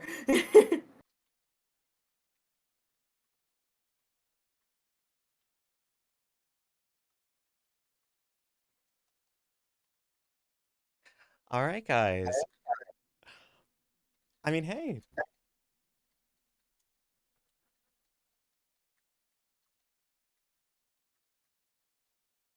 Sorry, I was just so a little bit behind the scenes.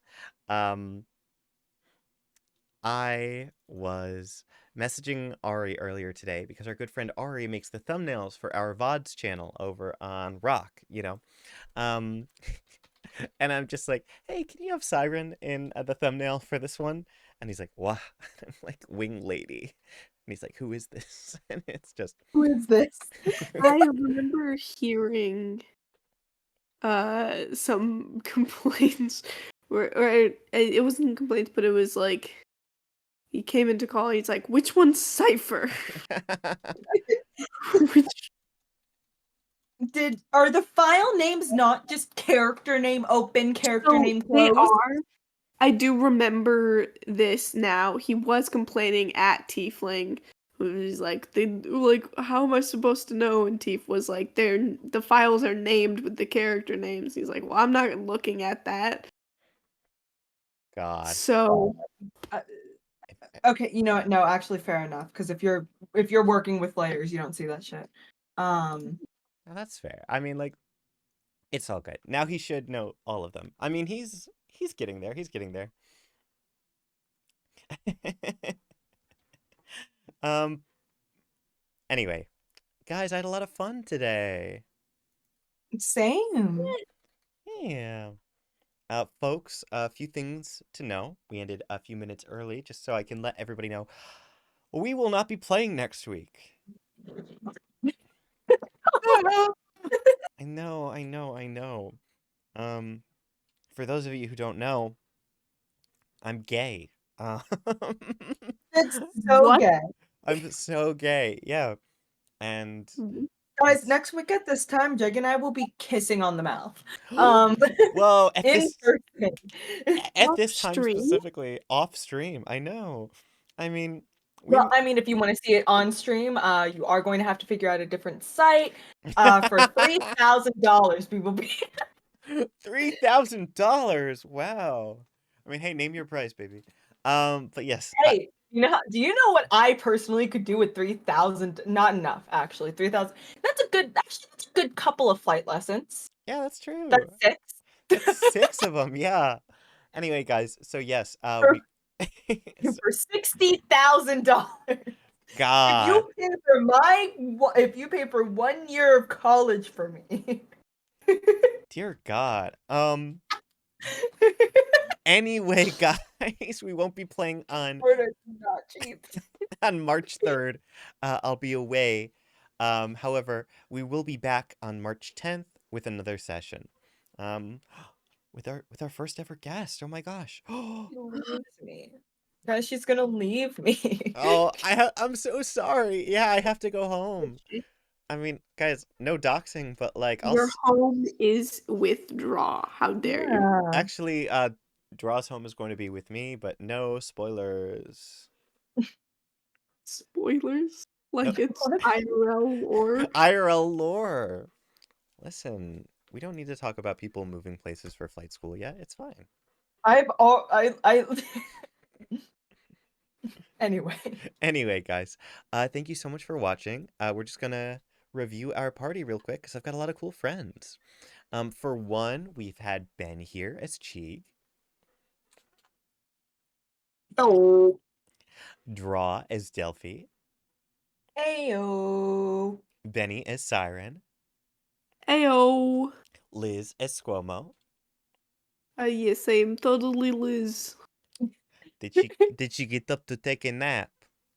No. She got up to take something else. Oh, I see. A piss. Just kidding. Anyway, everyone. Hello everyone. It's been me, your favorite Jegg Minecraft 23, they, she, and happy to be. I'm no longer possessed by Steve Irwin like I was at the top of session. Believe it or not. Yeah, guys, thanks so much for watching. Like I said, we'll be back in 2 weeks with another session. Please don't forget to check out youtube.com/@rockcampaigns or like tiktok.com/@rockcampaigns or instagram.com/@rockcampaigns, I think. I don't understand Instagram links, and at this point, I'm too afraid to double check.